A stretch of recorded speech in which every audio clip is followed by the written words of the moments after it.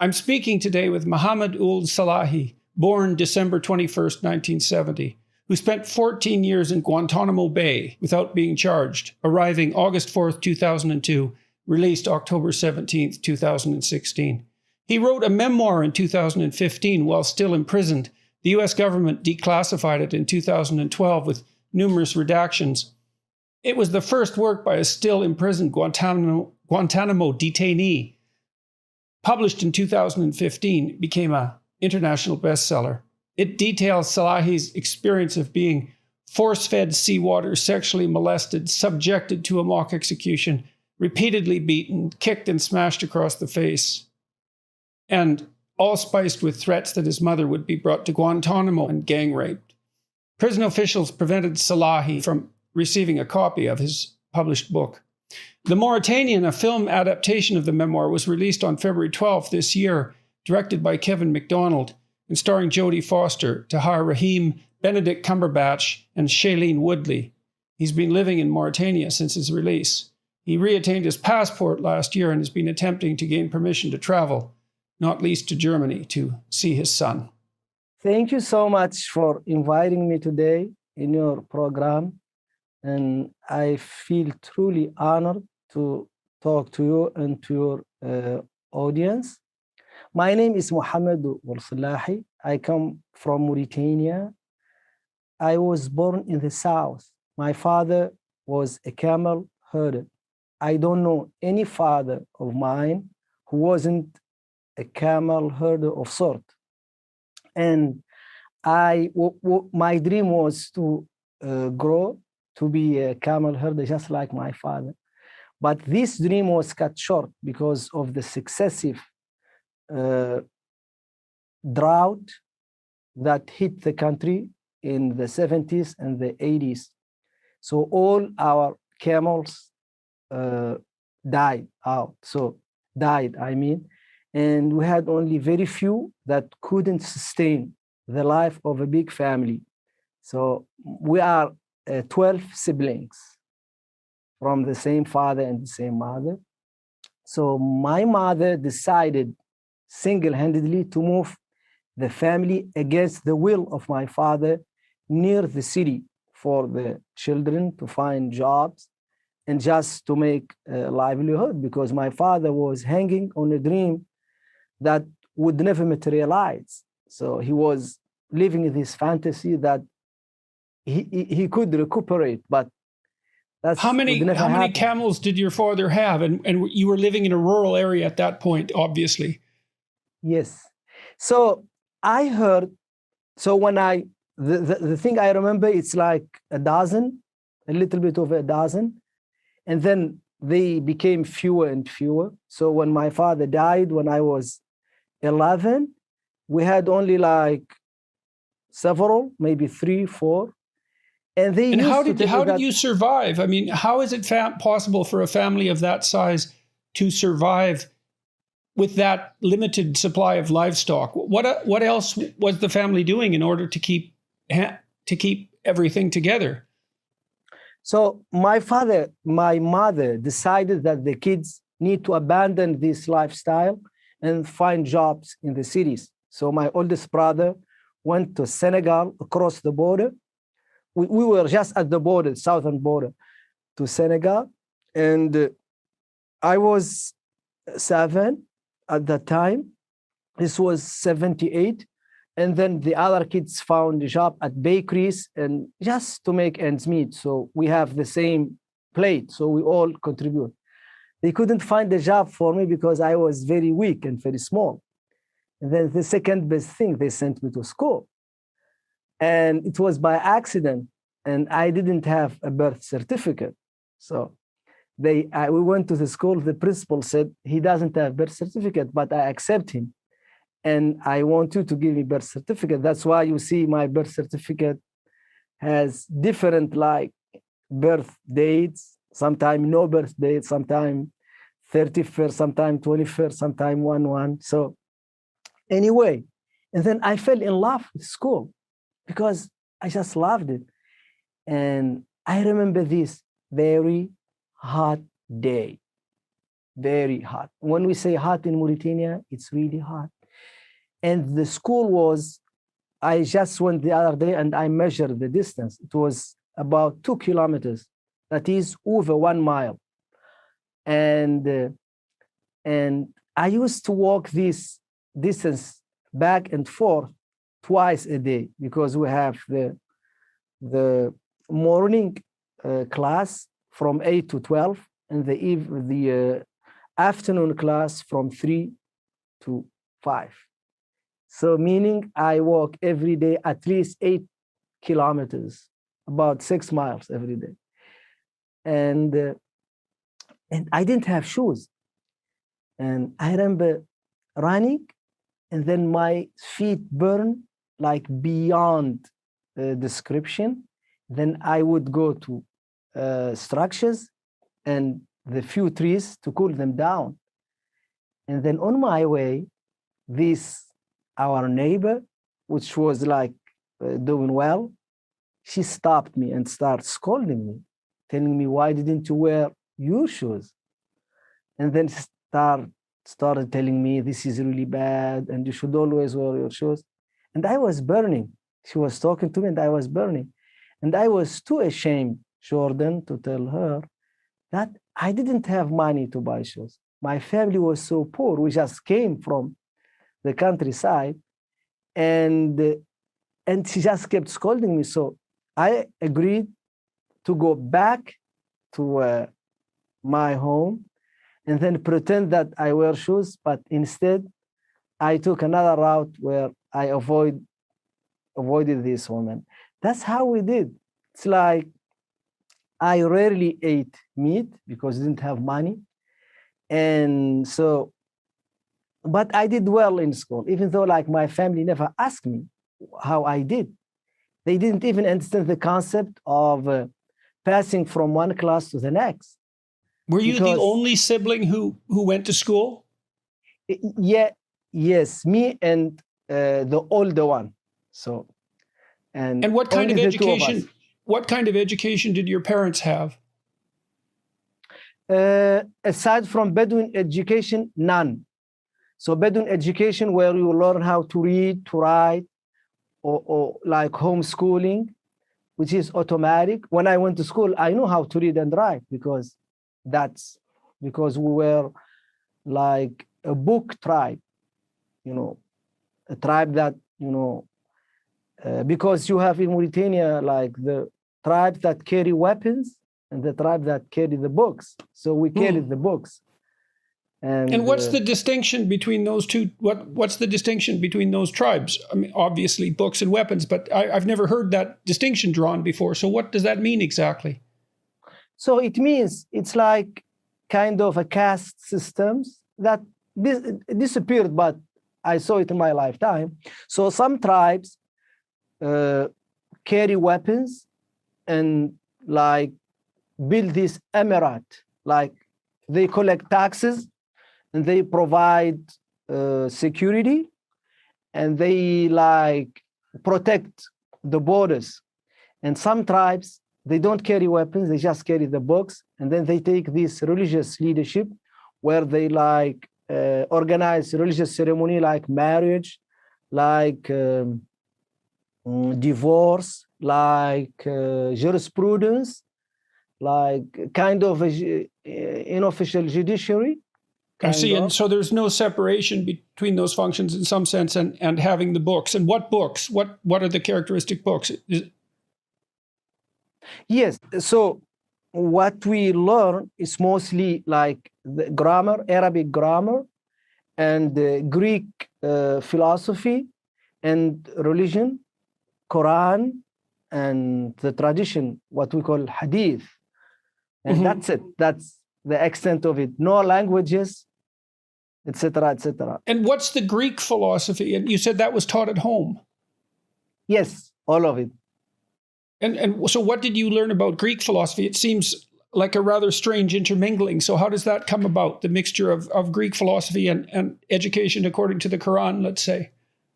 Well, Jordan, so I didn't advance in this homeschooling to get to Greek philosophy because you have to be old enough. So the Islamic jurisprudence is based on what they call usul, and usul is derived from Greek philosophy. So the whole jurisprudence is derived from the logic of the Greeks.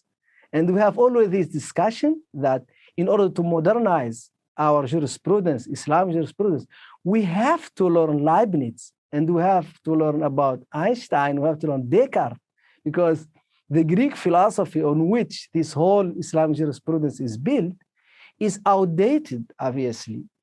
And so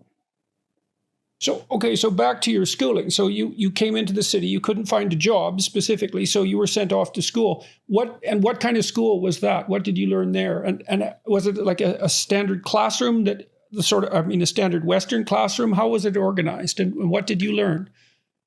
So it was a French school system that the government inherited from the French colonial time, and it was just different than the school system I'm used to at home, because at home I can learn at my own pace, and there are no tests. You just learn what you want, and then for as long as you want, which was much more advanced and much more better for me. But the school system, it was so much, the French school system, so much pressure. So I had like very strict curriculum, and I have to go with it, even though if it's like quicker, I have to keep pace. And if it's like too slow, I have to wait. So I cannot learn with my own pace. And and I did well, actually. So I was always number one until I graduated. Never was I number two. And I used like what I learned at home, and it was a big advantage for me. And as soon as I finished high school, I received a scholarship from Germany. And this is like wild. I'm a Bedouin. Right. Yeah, I'm a Did Bedouin. you even know what it meant at that point to receive a scholarship from Germany? No, it was all by accident, pure accident, because I really wanted to go to France, because I loved like France, because there is so much advertisement, and I watch like French TV. I like French music, like what's her name? On est bien peu de choses, et mon ami la rose me l'a dit ce matin. What's her name again? Yeah, I forgot her name. Mon ami la rose. It's very Edith known Piaf. song. Yes, yeah. Yes, Edith Piaf. Yeah, I love it. There's a great movie made of Edith Piaf's life. It's a brilliant movie, yes. Yeah, so I want France. This is all advertisement, and the magazines. So I want to go to France, but Did you enjoy the French school? Did you enjoy the French school system, or was it hard on you? You did well, so what was it like as an experience? I enjoyed a lot, but I went to two schools at the same time. So I went to the traditional Quran school and the French school. I went to the Quran school because I loved the friendship in the mosque, like what you would call in Canada Sunday school. I don't know whether you have it, but Americans always talk about it. So I love this Sunday school because I have so much freedom. So I can do whatever I want, and there is no pressure whatsoever. And ironically, the thing I learned in the Sunday school, in the mosque, I retain them to this day because I chose to learn them, And in the French school, yes, there was like some kind of pressure, especially during the test. I don't like tests. I think tests are the worst thing that the Western civilization has come up with. I don't think tests are horrible. Why should I test anyone? If you don't want to learn something, just don't learn it, And if I was responsible for the system in my country, I would do away my first day with test. No test. You just learn as you want. And if you are a doctor, you just go to the hospital and work in the hospital. Your senior doctors would know whether you are qualified or not. If you are a computer engineer, you just go find someone to show them what you learn, and then they will give you a job, and they will see whether you can do the job or not. Because test is not indicative of anything. Well, you had intrinsic motivation, obviously, and you loved to learn. So it was probably superfluous for you to have the pressure added. So you got a scholarship to Germany. What happened as a consequence? So it was 1988. I was only 70. And it was the first time any member of my family ever traveled abroad. Aside from Senegal. Senegal is very close. It was the first time any member of my family ever boarded a plane. It was, it was amazing. And I remember when the plane took off, I was frantically reading Quran because I memorized the Quran to this day. I know every single page. And this student who already went to France said, "Are you scared?" I didn't know my answer, what was my answer, but actually I was scared. But I'm sure I told him I wasn't scared. Well, it's not surprising. I mean, first of all, you were on a plane for the first time and you're not familiar with them. And then you're going to a completely foreign country and no one in your family has ever done that. And tell me about the tribe. You said you were from the tribe that was focused on books. What's the tribal organization? It's beyond the family, obviously. What does it look like? So a tribe is kind of a small country. Like a tribe is a family name. So you have your tribe, that's your family. So if you are sick, they will provide you. If you get in trouble with another tribe, they will go to the tribe and they will make peace. If there is money that needs to pay, they would pay the money. Let's say if you kill someone, by mistake, so your tribe will pay for the family who lost that person, as like a kind of insurance. And I always say in Mauritania, we should adopt this tribal system, but the country should be one single tribe, just like in Canada. Canada is a big tribe because the Canadian state is the one that provides you with health insurance. They have set up insurance, damage insurance, to pay. And if you kill someone by mistake, your insurance pays, i.e. your tribe. And I think that's the best way I could describe what a tribe. I think it's... How many people would compose the tribe that you belong to? How large was it? About? I don't have any scientific number, but I would say when I was growing up, I would randomly say 100,000. And how many tribes are there in Mauritania? Do you know? A lot of tribe in all shape and form. Not only the warrior tribe, you have the warrior tribe, you have the book tribe, i.e. Zawaya, and you have the almost serving tribes, like the tribe who provide services, like artist. This is like almost independent tribe, and all they do is just like entertainment. And you have, unfortunately, I have to admit, we had slaves. They just like serve, you own them and they serve you. In, I think, 81, this was abolished, but we need to face up to this horrific past and just... Well, we all have a lot of horrific past to face up to. Yes. So... Unfortunately. Yes, unfortunately. Well, hopefully we can do better. That's the plan, right? So All right, so you got on the plane and you read the Quran on the plane and you made it to Germany. You must have, it's no wonder you were afraid. I mean, what did you think was waiting for you there? So I had no clue.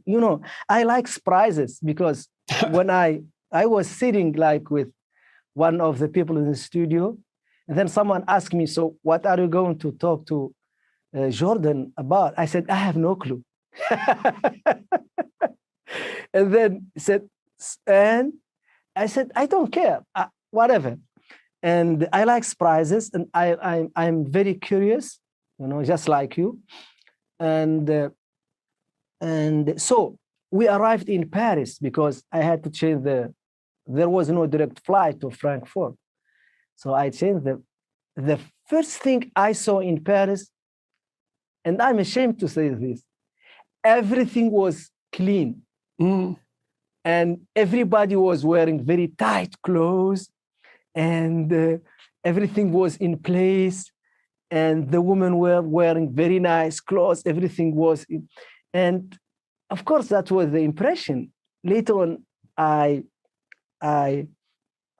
noticed that the clothes are really not very comfortable, for some reason, because the boo and the African loose clothes were worn for a reason. And so I took my plane. I had 80. I had in my pocket about $12, $12 or $13. That the money that my family gave to me as a pocket money, 12 or 13, and 18 francs. 80 francs. And so I took my plane and we arrived like 11 p.m. in Frankfurt. I did not speak English. I did not speak German. So I came there, and then they stamped my passport. And then for some reason, with gesture, everything, they showed me the hotel where I spent the night. And then it was Sheraton. For the first time, Jordan, I sat in a room alone. And that was very scary because my family was big. My family was very loud. And every time, at every moment, someone is watching you. Right. So you were alone for the first time in a foreign country where you didn't speak the language. Yes, and alone physically with no one. Yes, right. I understand. Yes. And that was very scary to me. And because I in a very weird way, my privacy was defined by the people around me because they were my cocoon, because I trust them. I'm not afraid of them. I could do everything in front of them. But now I'm alone. It was like the people I'm used to were filled with ghosts, but I'm afraid of ghosts. And then I took a shower and I did like just everyone. I loved the towels. I loved the small, teeny tiny soap. I stole everything. I put it in my bag. That was my first theft. And so I fell asleep watching German TV. I didn't understand anything. And then a friend of mine who came with me, whose family is a little bit richer, and they used to go to Paris, not him. He came, knocked at my door, said, Mohammed, do you know, we can eat for free. This is a hotel. I said, really? I said, yes. He took me to the elevator. Last night, I took elevator, but I was so tired, I didn't pay attention to this, like, miracle. Something that small room that you get into, and then zzz, and then it stops. It's very disorientating because I didn't know how many stairs I made up and down. And then we went to this buffet, very huge, with a lot of people, white people, European people, by and large. And I'm a small Bedouin. And then there was everything, eggs, all types of bread, marmalade, all kinds of teas. But this was the proverbial German Die Qual der Wahl, the torture of too many choices. I only used to, in Mauritania, tea and bread. And when we were like doing really good, they give me butter in my bread and marmalade, really good stuff. So this all was new. And I was telling myself, I need to eat something because I would look foolish and I would look strange if I don't eat something. And then I chose eggs because I know how to eat eggs, or at least I thought. And then I sat there. I felt like everyone was looking at me. Everyone put everything down, and I was the scene. And then I broke the eggs. It was not cooked very well. And I hate half-cooked eggs. And we say in Mauritania, I found myself with thorny twigs between my legs. So I couldn't move forward, and neither could I move backward. And so I thought, I need to get out of this place.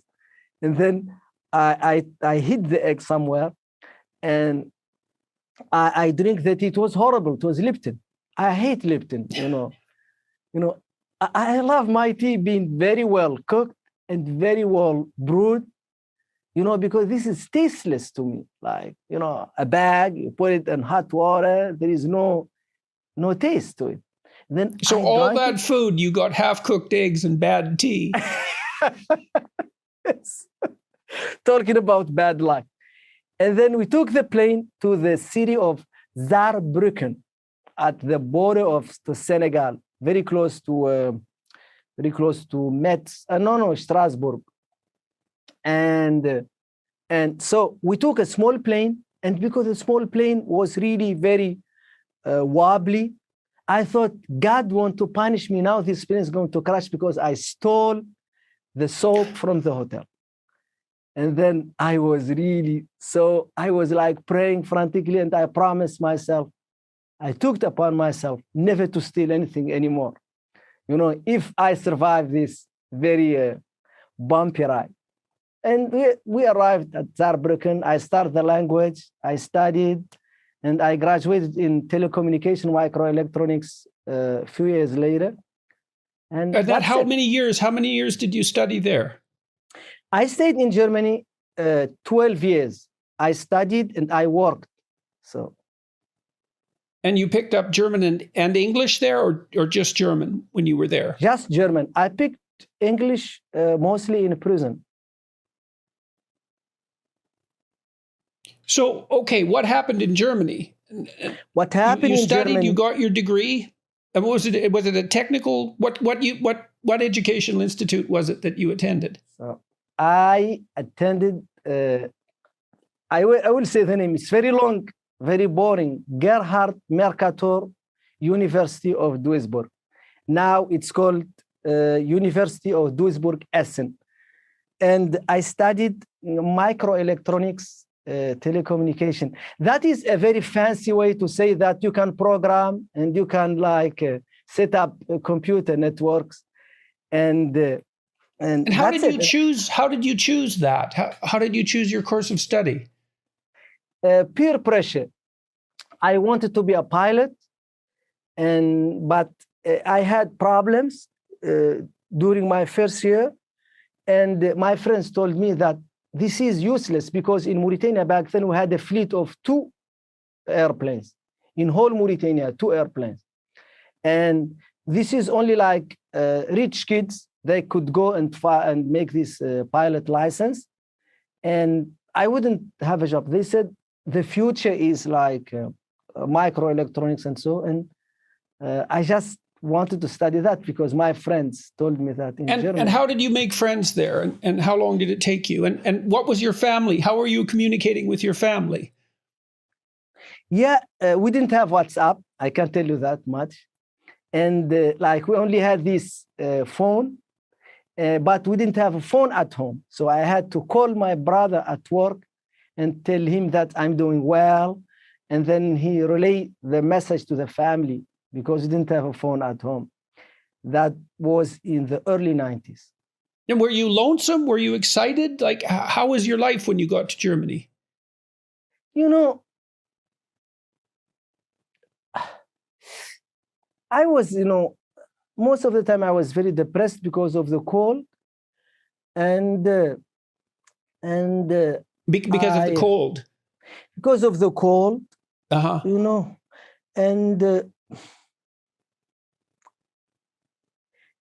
I went through a lot of depression because of my Germany is a lot of they have very distinct look to them, and I look different, and that did not help me a lot. German people are very nice people, but whenever I went to places, and so especially when I travel back and forth, they always put me on special screening, and I hated myself. And I was very young, and I always looked in the mirror and said, I'm really a very, very bad person, because why did they pick me from all those people, And so what did you make of that? What was your explanation for that? I mean, you said you thought you were a bad person. But did you experience, you said that the Germans were nice people, but you talked about this screening. So did you experience other forms of treatment that made you feel that way? Or was it primarily the airport screening? Not only. Also, when you look for a job, during the like vacation, they always prefer like native German, which I kind of understand. But this all, like, I'm not giving any value judgment to any of this, Jordan. I'm just telling you how I felt. I had very low self-esteem. And then I started to completely neglect myself, neglect like what I wear, which made the things worse. Was it because you were alone? I mean, you said you hadn't been alone, and now all of a sudden you were basically on your own in this strange country. I mean, how much of being detached from your family and your tribe, for that matter, do you think contributed to your depression and the darkness, perhaps, and the cold, all of these things? Yes, a lot. Your family is the one that gives you your self-esteem. My mother is the one who tells me, you have value. You are a good person. You are a very important person. And I have always to be reminded of who I am. And in Germany, I tend to forget, who I am. And I tend to forget those people value me. My mother values me no matter what. And it's like every time is a wake-up call. Okay, I'm a very important person to my family, to my surrounding. And I always remember this eerie music at airport. Martha, Otto, Heinrich, Emil, Martha, Emil, Dora, Otto, Ulrich, Otto, Ulrich, Ludwig, Dora, Siegfried, Ludwig, Anton, Heinrich, Ida. This is the German code to spell my name over the phone, so to see whether I'm a wanted person. And this is very hurtful to me, and my life would not get any better. And I tell you why, because we need to mention the elephant in the room here. Why did the United States arrest me, kidnap me? Why were they interested in me? Yes, well, we definitely want to get to that. Yes. So if you want, I can go ahead and tell you. Well, so you're in Germany. You've been there a number of years. So let's progress with the story. And that story was, I would say, 3 minutes phone call that completely changed my life. I would never be talking to you if it hadn't been for that phone call. So I wasn't doing very well. So I'm not saying, I was doing very well and then this phone call. So I was like, struggling in my marriage, and I was looking for jobs because like I told you, I wasn't German, and it was very hard. And my papers were not, I didn't have like the green card, and I was still waiting to get my green card. And I just got it actually when I had this phone call. My life started to get really good. And the phone rang. I was living in Friedrich-Ebert-Straße. I remember. And I picked it up. It was my brother, my ex-brother-in-law. And he asked me, he said, my father is very sick and I need your help. I said, of course. He said, I have some money, but I cannot transfer it. But I can send it to you to Germany and then you can send it to my father. I said, no problem. I think it was about $5,000, if I remember correctly, a lot of money. And that's it. That was the phone call. He sent me the money and I took it physically and I gave it to some of the people who come back and forth, do commerce in Germany, and I know. But there was a problem with this phone call.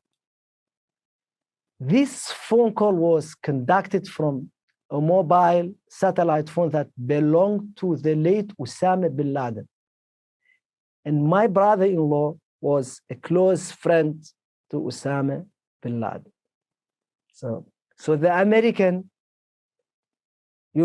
put one and one together, and they assumed that I was up to no good because Osama bin Laden back then already declared war against the United States, against innocent people of the United States.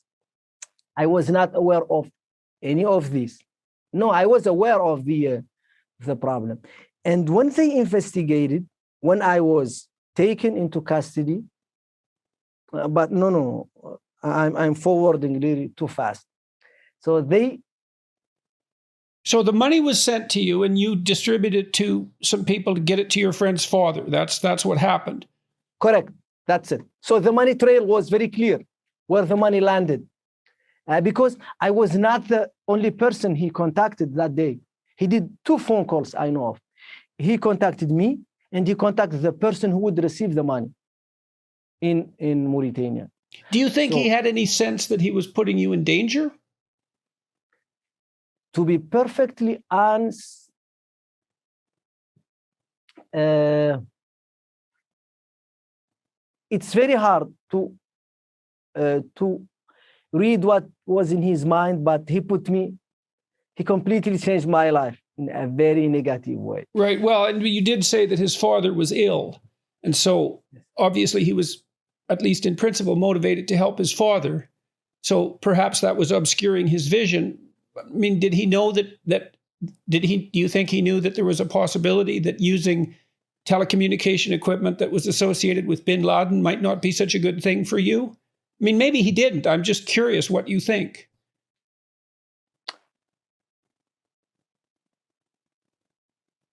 He did not consult me.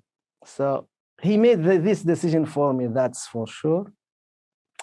And I don't think that he thought that the phone was even tapped. Right. But he didn't know that some people who were sitting with Osama bin Laden day in, day out were working with the CIA.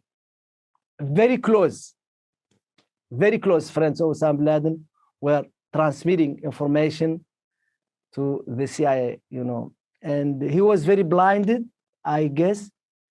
And I have to mention, he was investigated and he's now free man, and they did not find any connection with him and any wrongdoing. I see. He was just associate of Osama bin Laden. They were like friends, but he did not engage with him in any attacks or anything. So I just need to mention that. Okay. Now you also mentioned that you were married. So you got married in Germany? Yes. My ex-wife is a Palestinian German. And, at that, And I wasn't like doing well in my marriage, so I have to say that. And, I don't know whether you ever found yourself in a relationship where you don't want to get out of it because you don't want to bear the shame of being the person who is responsible for breaking up, the relationship. But you didn't want the relationship somehow. I was in that very bad situation. Right. So you had a couple of things that weren't going so well. So you were depressed about your situation in Germany, and your marriage wasn't going well. And then this phone call came, and you transmitted the money. What happened after that? After that, everything went downhill. So this was like late 98, early 99. So the police, I was not arrested. I was never interrogated. I was never held. I was never invited by the police. Never. So Germany found no ground to arrest me or to even question me. But they went to our imam, that is like the priest, the equivalent of a priest in church. And they made an appointment with the imam, and they told him, this one of the people who come to your mosque is being investigated. And then he was laughing. And when they showed him the picture, he told me later on, he said, this guy wouldn't hurt a fly. I know him very well. They said, that's maybe, we may even agree with you, but a very powerful country is interested in him. And this was like almost a tip off that I should be careful not to travel. But I freaked out. And then I had a friend. You heard this from the imam? Did he Yes. told you this had happened? And so Yes. What did you think when he told you that? Actually, I wasn't surprised because my family already called me. Because when I was called, he also called my other cousin who would receive the money. My cousin was arrested immediately and put in prison for 2 months. So my family knew that he was being wanted. He was wanted.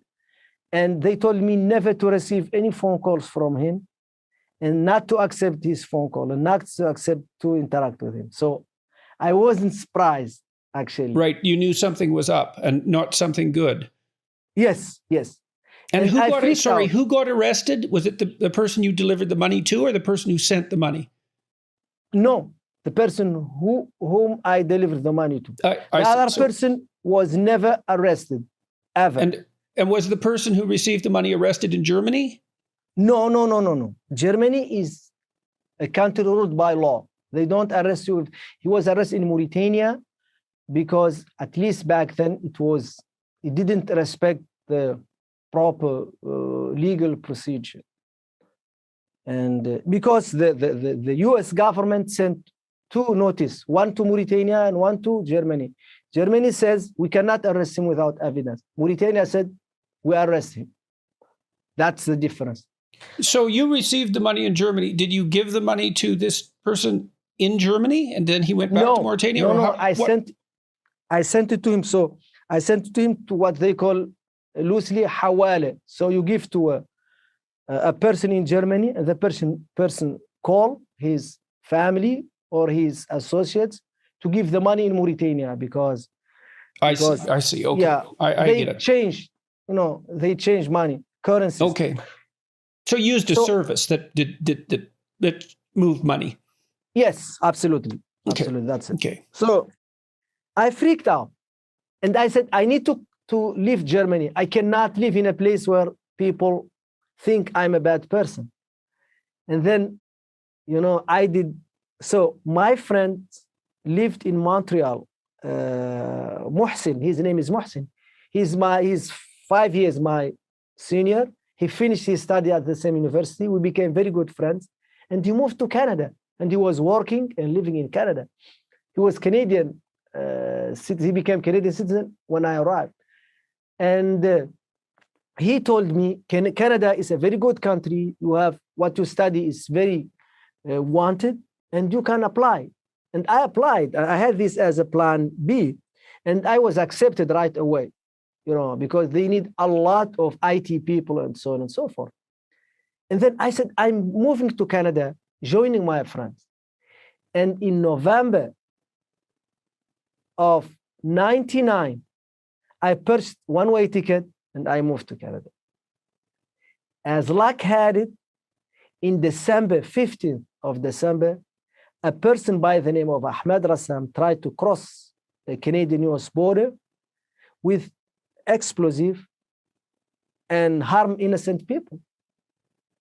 So Americans said, okay, what's going on? So this guy had a phone call from Osama bin Laden's phone, and he came to Canada 1 month later, a guy who attended this mosque. And a one-way ticket. Yeah, one-way ticket. And they made this very wild theory based on circumstances that was very wild and very harming to me. And they called me the mastermind of a millennium plot. And of course, they told Canadian. Canadian were very worried, obviously. But Canadian could not arrest me because there was no evidence, obviously, because I don't know the guy. I never heard of him. I never met him. And let alone like conspiring with him to harm innocent people in the US. And so did they assume that you were associated with this person who had been bringing explosives in? That I was the mastermind. I see. You had planned that, and this was your next step, was it? Correct. Yes, correct.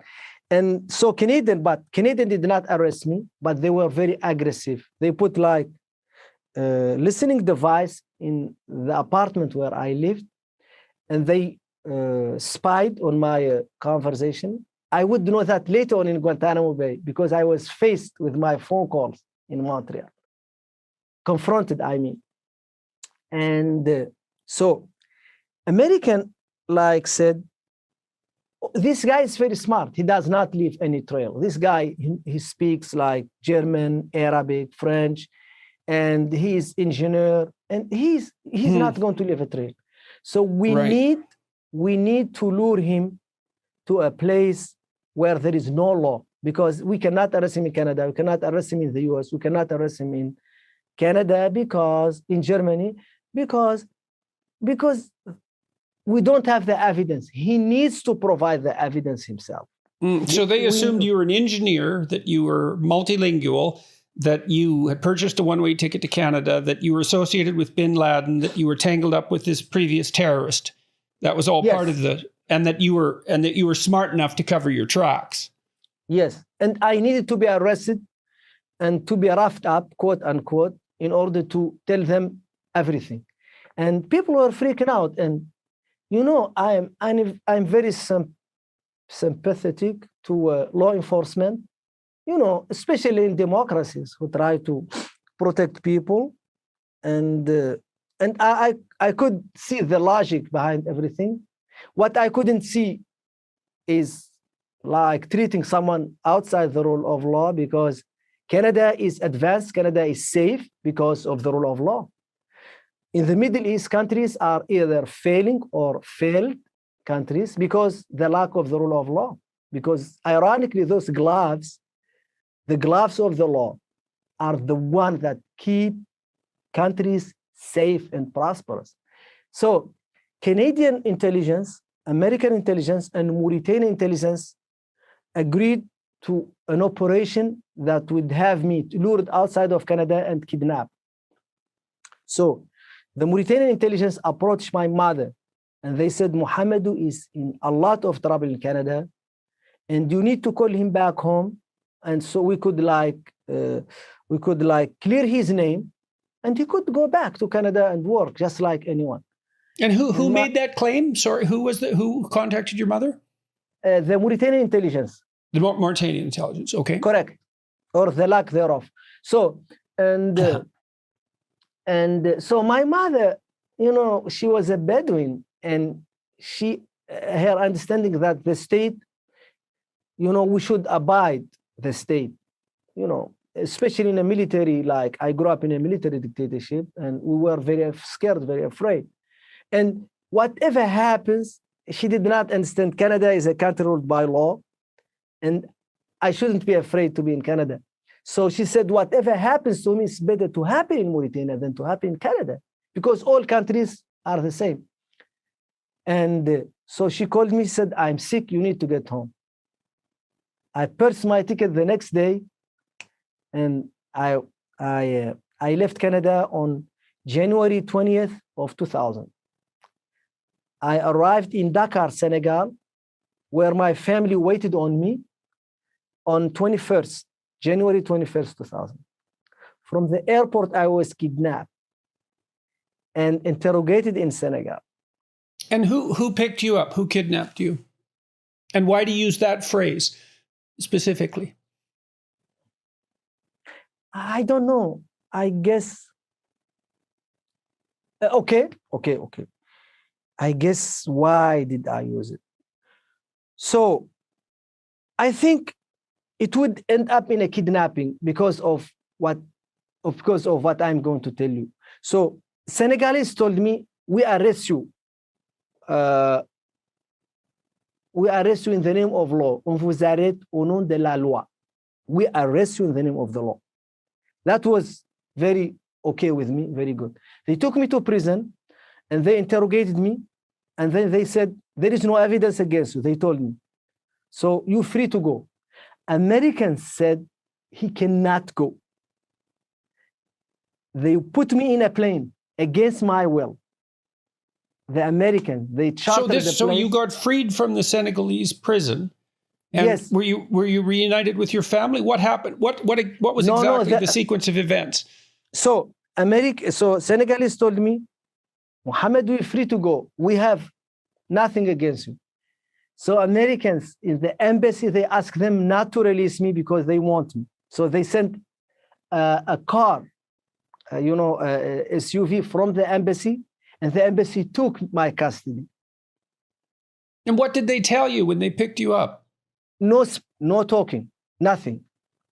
I was just put in chains, and then they took me, they chartered the plane, and they sent me to Mauritania. So what did you think was going on? I was thinking they want to torture me because they want me to, yes. Because they didn't want me to go back to Canada because they went so far. I went so far, I couldn't go back because Canada was like a protection for me, a protection for quote unquote bad guy. This is a bad guy, and he need to crack. He need to tell us what he did. Did you know it was Americans that had picked you up when you got into the SUV? Yes. I know because Senegalese told me Americans are the one who sent the report. They are the one who asked them to arrest me. We need to understand that Senegal is a democracy and it's ruled by law. So, but it's not strong enough to oppose the encroachment of American embassy. So they are not as strong as Canadian institution, because in Canada, the US embassy cannot take people because that would be in breach of grave breach of Canadian laws. So many people would get in trouble, But anyway, so they put me in that plane, very small, and it was so small that I could see the pilot. The pilot was a French female pilot, and she was just like a taxi driver with small plane, and she just chartered her small plane, to move people who are, from one place to the other. And I prayed, and I almost was fantasizing that the plane crashed and that I survived the crash, because I don't like pain. And I read so much about torture, and I don't like torture. So I was delivered to the Mauritanian. Did you have any sense at that point of why you were in trouble? I didn't know, but I kind of know, because Canadian came to my home and they told me, they interrogated me about Ahmed Rassa, but they didn't took I me to see. prison I or see. anything. Right. Right. And you knew also that there had been some trouble around the money transfer. And did you know at that point of this No, association with Osama bin Laden? no, nothing Okay. yet. Okay. No mentioning even of the name of my former brother-in-law. And so I, so, so I cannot describe to you the pain of the prospect of being tortured. I cannot describe What that. were you imagining? What did you think was going to happen? I was very serene, and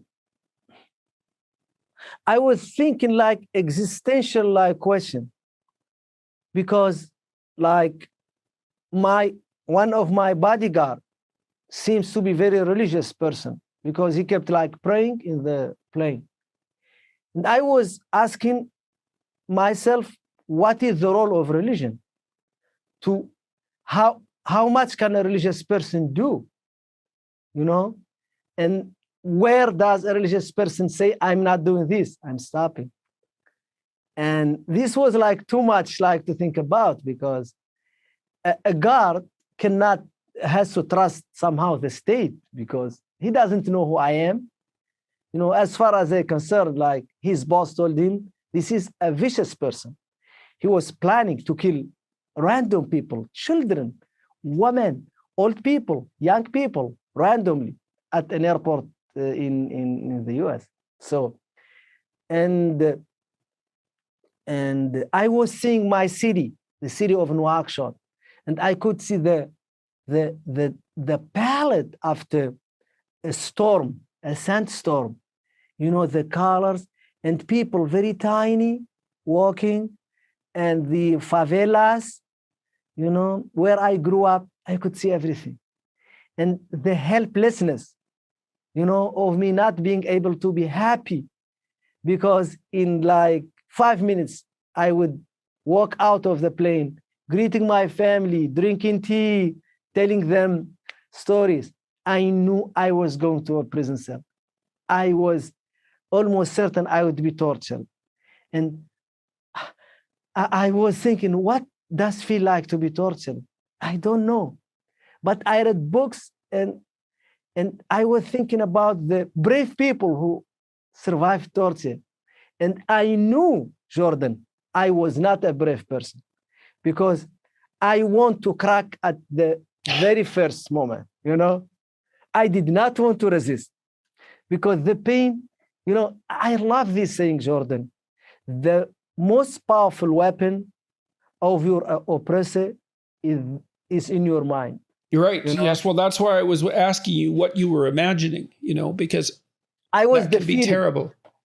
I was absolutely defeated, and the pain I felt in my stomach, in my abdomen, and I felt like in my mouth, very bitter taste in my mouth, and you know, the helplessness. You know, I mean, Jordan, you have to appreciate where you live. You have to appreciate that you grew up in a democracy, and you take it for granted that no one can take you without giving you a reason why they take you to the police. And you have a big mouth. You can say, no, I need a lawyer. I don't need to talk to you. And you can like start and develop your narrative with your lawyer, everything, you know, to save yourself. None of that. So in a country that is not ruled by law, you have none of these rights, you know. So they took me in Renault 12 from airport, very old. And, you know, Mauritania, we are like Bedouin, and they want to put a mask over my face, though I couldn't see. They didn't have a mask prepared. And then one of them gave me his turban that he used on his head. He said, you need to wrap this turban around your head very tightly. And I could smell his sweat, you know. And so they took me to a secret prison, and they start interrogating me.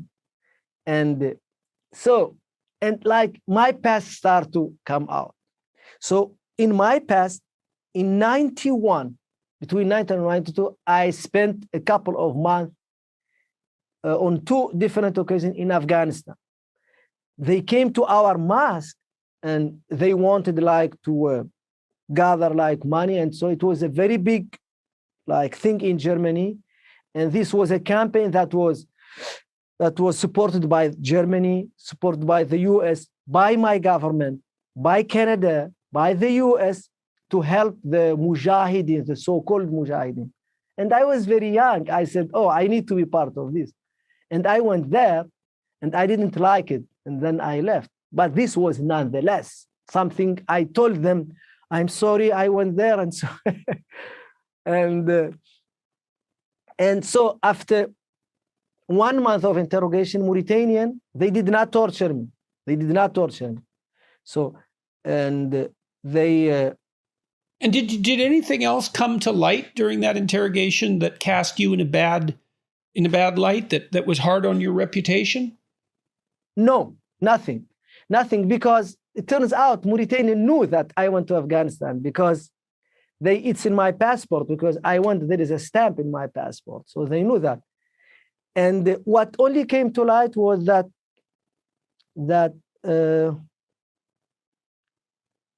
I don't know, they told me like American wouldn't provide them any evidence, and they were stuck because Mauritanian told Americans to take me, but Americans refused. And Mauritanian like were actually breaking the law by offering me, because you cannot turn off a Mauritanian citizen once they hit the Mauritanian ground. So you have to try them if they did any crimes, no matter what. So why do you think you weren't tortured? Was it a standard practice there, or not? And if so, why did you escape torture? Okay, you see, like intelligence, like in authoritarian regime, they don't just jump on you and torture you. They have to have good reason. So we have to be very objective when we describe things. So they told me, if I don't cooperate with them, they will torture me.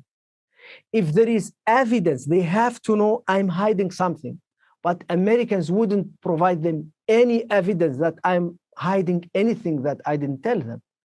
And I adamantly told them that I had no clue about Millennium Plot. I don't know Ahmed Rassam. I never met him. And American wouldn't give them any evidence to the contrary. So they were somewhat inclined to believe you. They did believe me. They did believe me, and they told American, either you give us the evidence or we're going to release him. And then American asked them a favor. They said, okay, take away his passport and don't let him go back to Canada.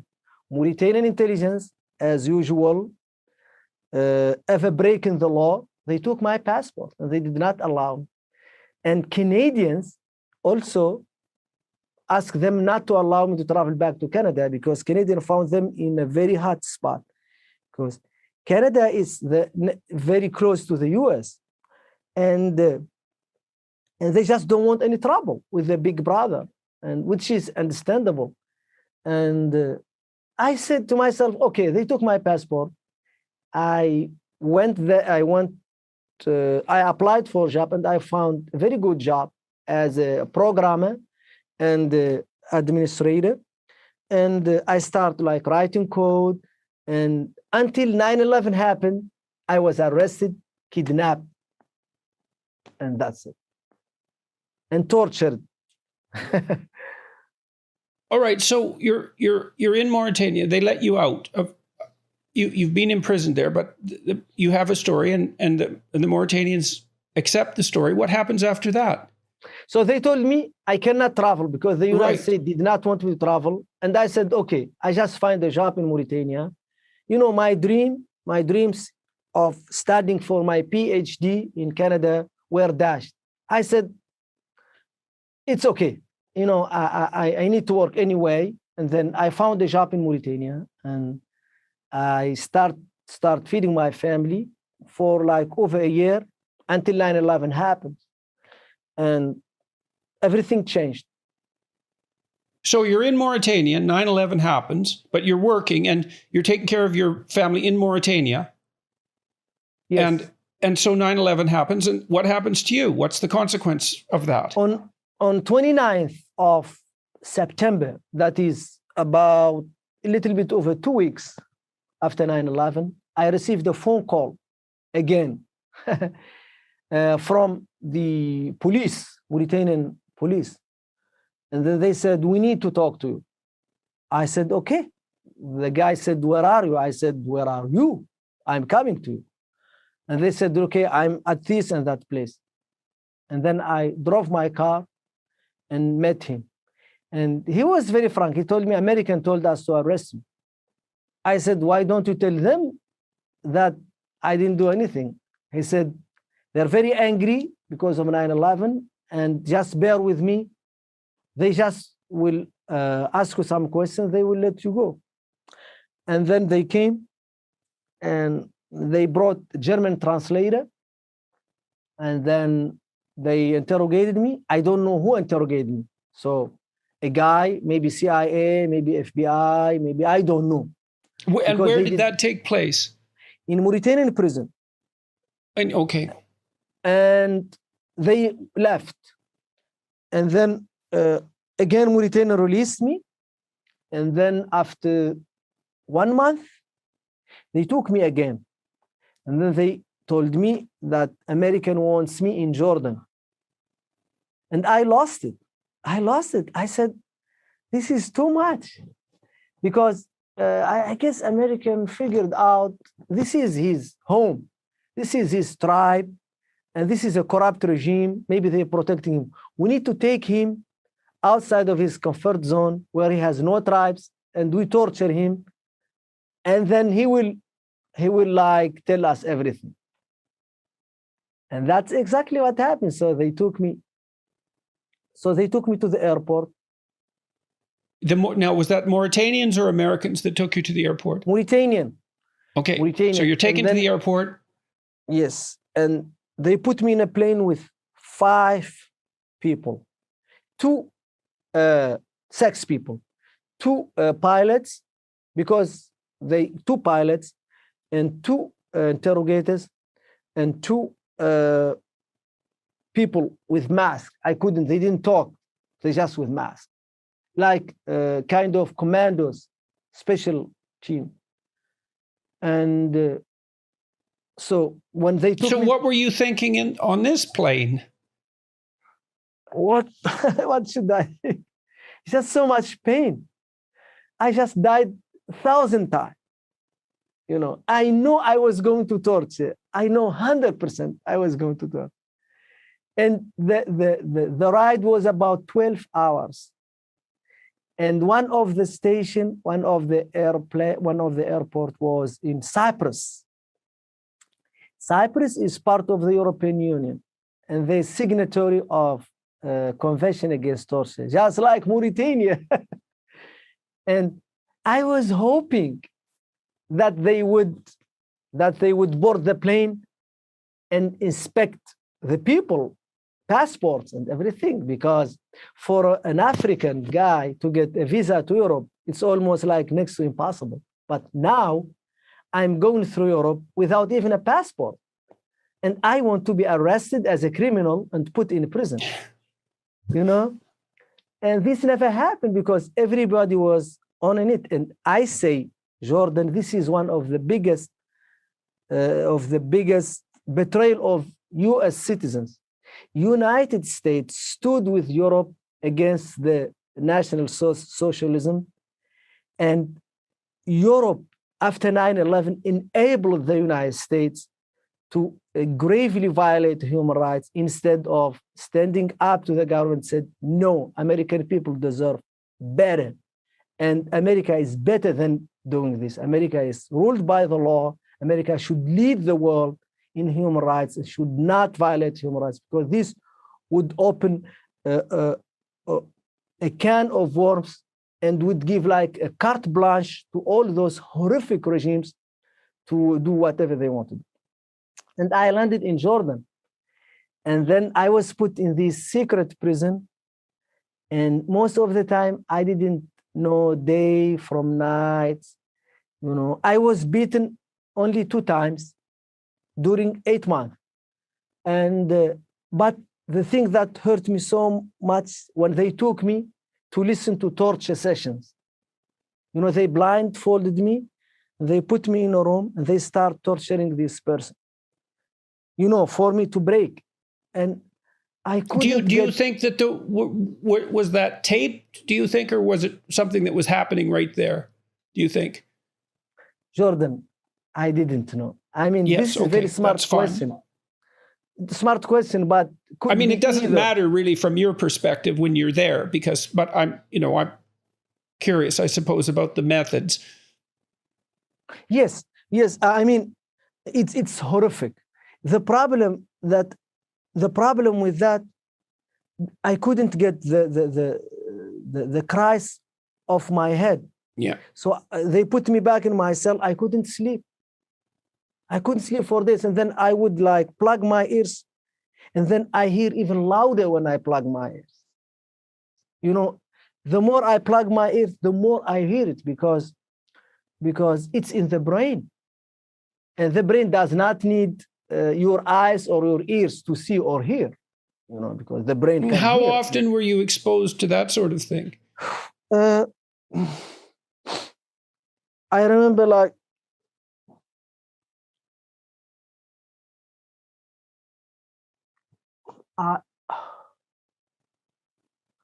maybe a dozen, but I was only moved twice. So I have a question for you. If you had to be beaten or you had to listen to people being tortured, I know this is a terrible question, but it speaks to the intensity of listening to people being tortured. Which of those was more torturous? Listening, absolutely, no question asked. Why? Because when they start beating me, okay, a lot of anxiety and a lot of inside pain goes away because my body is weakened. And the problem is to have strong body and destroyed soul, because somehow the soul and body has to be balanced out. So if you threaten me, and then you put me in a situation, especially if you have power over me, put me in a situation that is so painful, and I'm eating myself from inside. But when you beat me and then you cause me pain, and that pain, this is horrible to say, but it's good for me because it weakens the sharpness of my mind to process the perceived pain that I may be receiving. It's like when you have depression and when you walk or when you work out is just torturing yourself, and then it dissipates somehow. Uh-huh. So how long were you in prison in Jordan? Very good question. So I tried to keep a calendar in my head. So I say 1, 2, 3. I wasn't bad. So when they told me you are going out,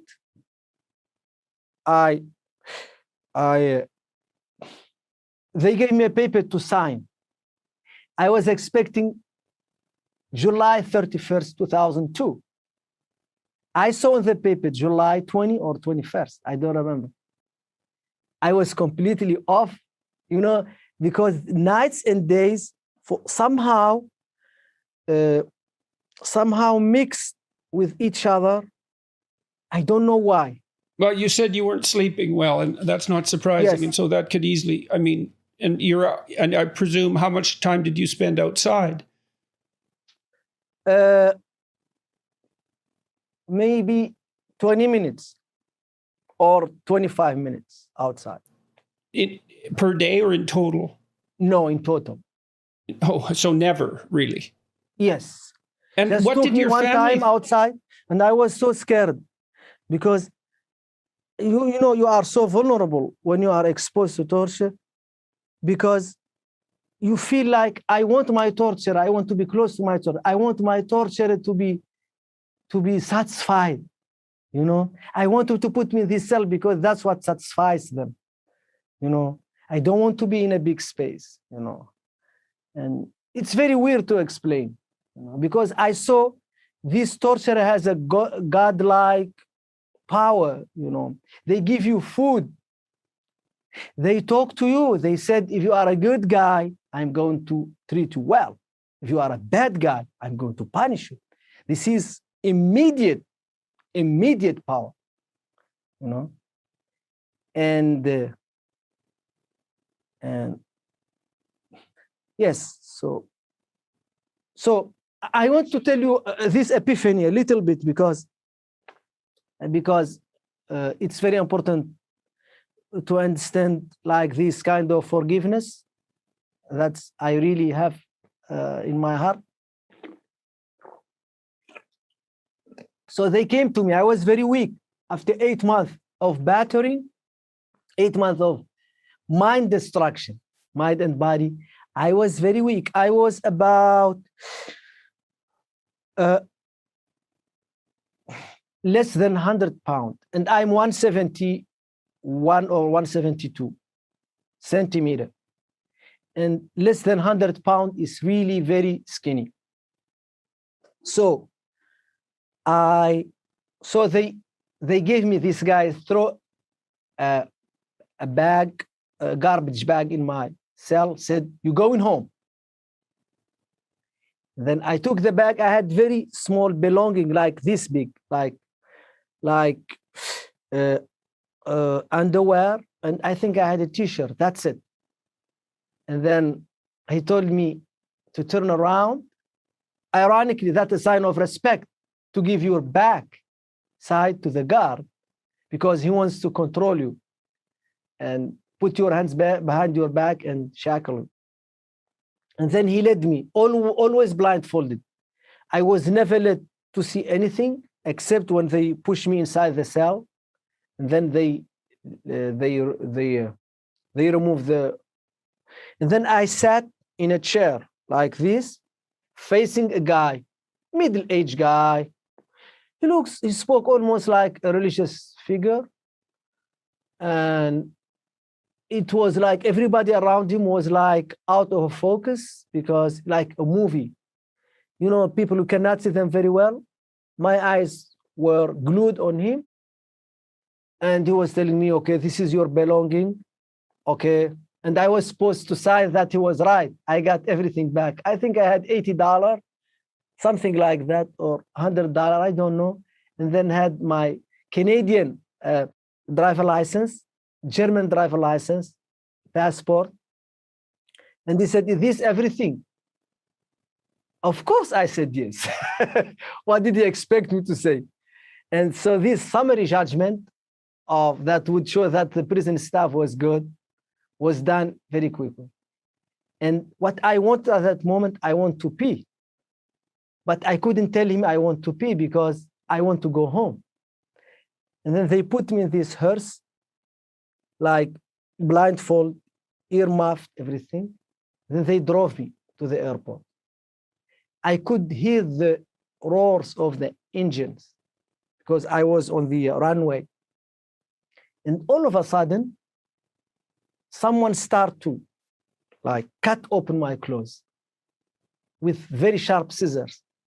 And then they stripped me completely naked, and they put a diapers on me. I figured I'm not going home, and I'm not going to another prison in Jordan. I'm going to the US. And this was like confirmed when this guy briefly removed the blindfold and opened my eyes, and I could see his blonde hair on his arm. He did not say anything, and he had like very black bag on his face, mask on his face, where could only see the eyes, and blue eyes, I presume. I don't know if this is fake memory, but I figured he is not a Jordanian. And I just imagined that this was the end of my life. Did you think at any time then that you had your hopes been raised that you were maybe going home? No, after this, I knew I was not going before, home. I meant on the way, before you hit the airport. Did you think that maybe you were going to be free? I was crying all the time. And I was saying, this is the first time in my life I would enjoy a bathroom in an airplane. I hate bathrooms in airplanes. And this is so good. And I would meet my family. This is so like imagination. And then I was like, but I was kind of like destroyed mentally, because I was thinking, how could I live? Because I was in prison with good relationship with God, and I was like pure in my soul. And then now I'm going back to life. And, in life, you have to fight with people, and then you have to do the wrongs, because like occupational hazard of living your life.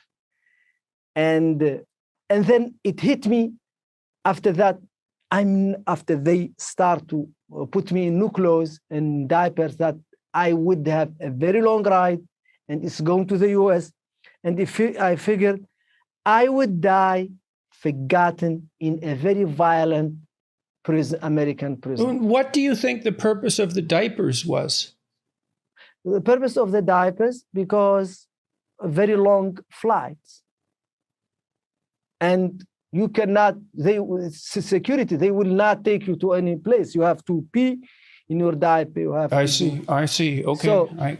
So this is very important, because at least to my mind, because this moment changed my life forever.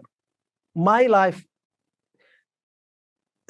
before this CIA team that took me from Jordan, and after the CIA took me from Jordan, are two different episodes that have very little to do with each other. And I tell you why. So when I came to the conclusion that I will die, this is it, this is my life done, I started to reflect on my past. And then I start to regret.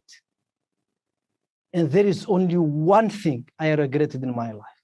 One single thing I regret. I regretted not to be nice enough to people. I regretted when I told my mom I didn't like this food is not as I expected. I regretted when I got sometimes angry, and I expressed my anger in a less than nice way. I did not regret not having money. I did not regret not having this beautiful woman I always dreamed about. I did not regret not being in a position of power in my life. All the things that demand so much effort and work had no value to me.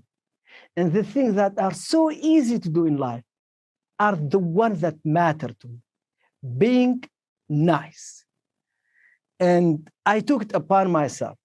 If Allah, God, allows me to live again, I promise to be a nice person to everyone I meet, no matter what. And that's what the change in my life. And why do you think that transformation occurred then? What's your understanding of why that occurred? This is like the first time that I really thought that I will never see life again, that I will die in an American prison. Then I had to face my past, because that's, it's just facing death. And it's strange the way that facing death would make you reevaluate your life like that. Because in some sense you'd think it's a bit late, isn't it? I mean, if you think you're going to die, but then all those thoughts come to mind that you could have been a better person. And yes, it's I know, but it's like your soul is being weighed, in light of your impending death, and you're evaluating your whole life. Yes, absolutely. And I mean, this is like, in a very weird way, I think I'm lucky because I had the unique, experience, maybe not unique, but very few people had this experience. You had it, that they faced death. And they said, what should I change in my life? What should I change in my life? And I knew what I need to change. I know I don't need a lot of money. Of course, I love to have money, of course. But I wouldn't break my back or break my head to make money. Absolutely not. But I make so much effort, painful effort, to be a nice person. And it's not easy to be a nice person. And what do you mean by being a nice person? What does that entail as far as you're concerned? Absolutely. So when I'm upset with you or with my family, I have to control what I say. I have to control what I do, because I always want to leave a good taste, no matter what. Also, when someone asks me for help, I have to provide them help without hurting myself. The only way I deny help if this help, very help, is going to hurt me, and that's not a problem to me to deny, to not accept to help. And that's it. Just being nice to people, making a difference, smiling, to people, making them feel good. This is very important to me. You said that when you were in Germany, that you had bouts of depression that were long lasting. What about now?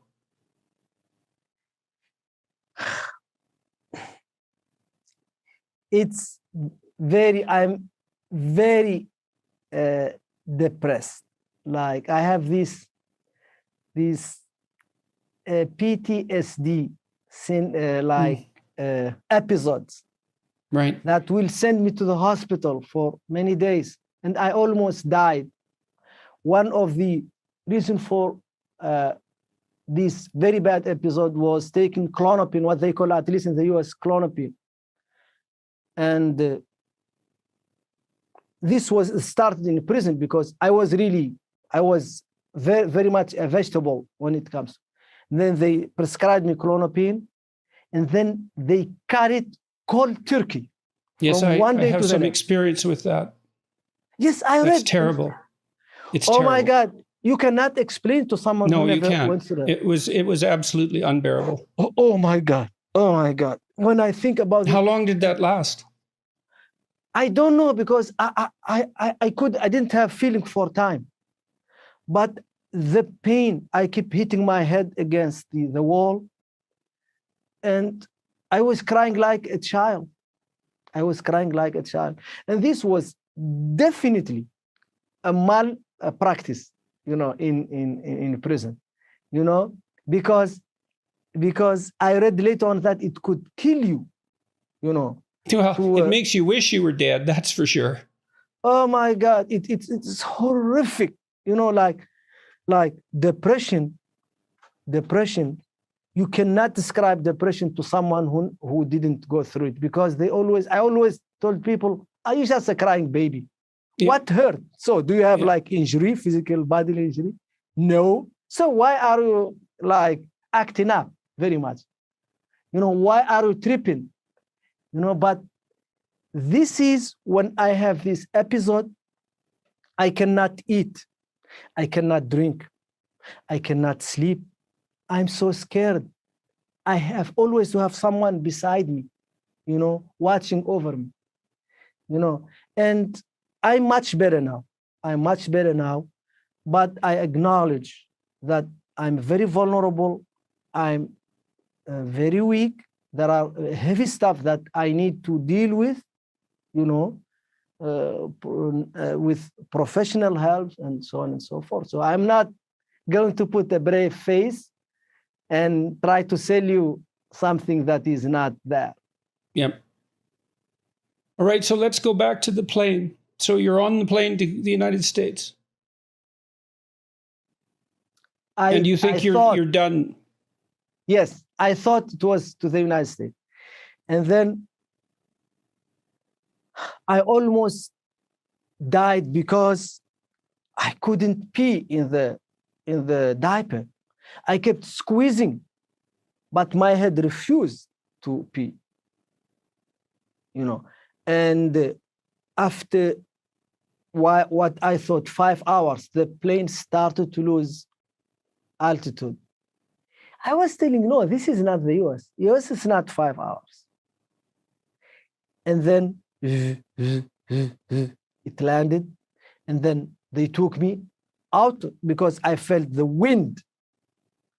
And then they put me in a chopper because very loud, I could hear through the ear. And then they put me in a truck, and then I start hearing language I never heard before. It's not English, it's not German, it's not Arabic. Turns out it's some tribal Afghani language that I never heard. So I landed, turns out, in Bagram Air Base. And then they took me to this prison, and I spent, they started torture in that prison.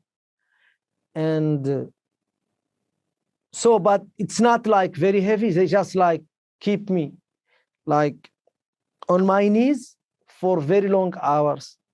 You know, I couldn't see. And then very much. And then they put like strobe light over my head for hours. And first night, they came to me, took me. No, peeing first. So when they put me, they stripped me naked, and they put me in some clothes, and they sat me. And I peed, like there is no tomorrow. And then I felt so good. I didn't care what they did to me. Because now I peed, because now I felt I'm a free person. I'm surviving, you know. And so they took me, they asked me what languages. They brought an Arabic translator. They asked me what languages I spoke. Then I said German, among others. They said, German? You're a liar. Because who speaks German in this world? No one. And then they brought a special agent, CIA agent, who spoke German. Right then. And then he spoke to me in German. And he looked at him and said, this guy speaks German better than I. And then he looked at me, he said, Wahrheit macht frei. Truth. Yes, truth will set you free. Truth will set you free.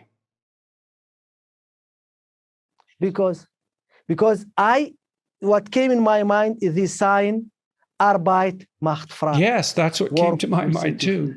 Yes. Yes. And it came to me that those people, Arbeit did not set them free. Work did not set them free. No. And I know I was in big trouble. And then he interrogated me. He was not bad. You know, he was like explaining to me a lot of American culture and he told me very much that I was screwed, because in America, he told me accusation is enough. In this situation of time of our history, he told me, yes, that's enough. That's enough. You will not be free for a very long time. And he said, you may be guilty or not. I don't know. I don't have the information, but I can assure you that you would be treated as a guilty person. And he was very frank with me. And well, the assumption would have to be on the part of the people that had now arrested you and that were bringing you back to the United States. They're all going to assume that you're guilty, obviously. Correct. Absolutely. Absolutely. And this is the greatness of democracy, of the rule of law, that the state violence is kept in check. If the state violence anywhere in the world, it doesn't matter your culture, it doesn't matter whether you're Christian, you're Jewish, you're Muslim, you're agnostic, you're Buddhist, human beings always commit atrocities against other human beings. And the state has so much tools of oppression that the state must not be just left without checks. I mean, it's okay to say Jordan is a bad person. That's okay to say, especially by the state. But the state cannot harm you or put you in prison if they don't have evidence that can be checked by a third independent party that does not subscribe to the bureaucracy of the state. And this is like everywhere. And this obsession, 9/11 was very horrific act, and let's say that full stop. So in the United States, there was a very big debate, whether democracy and the rule of law can protect the United States of America. And a lot of people in the CIA, in FBI, and what's not, believed that the rule of law is not enough. They have to go outside the rule of law in order to protect the United States.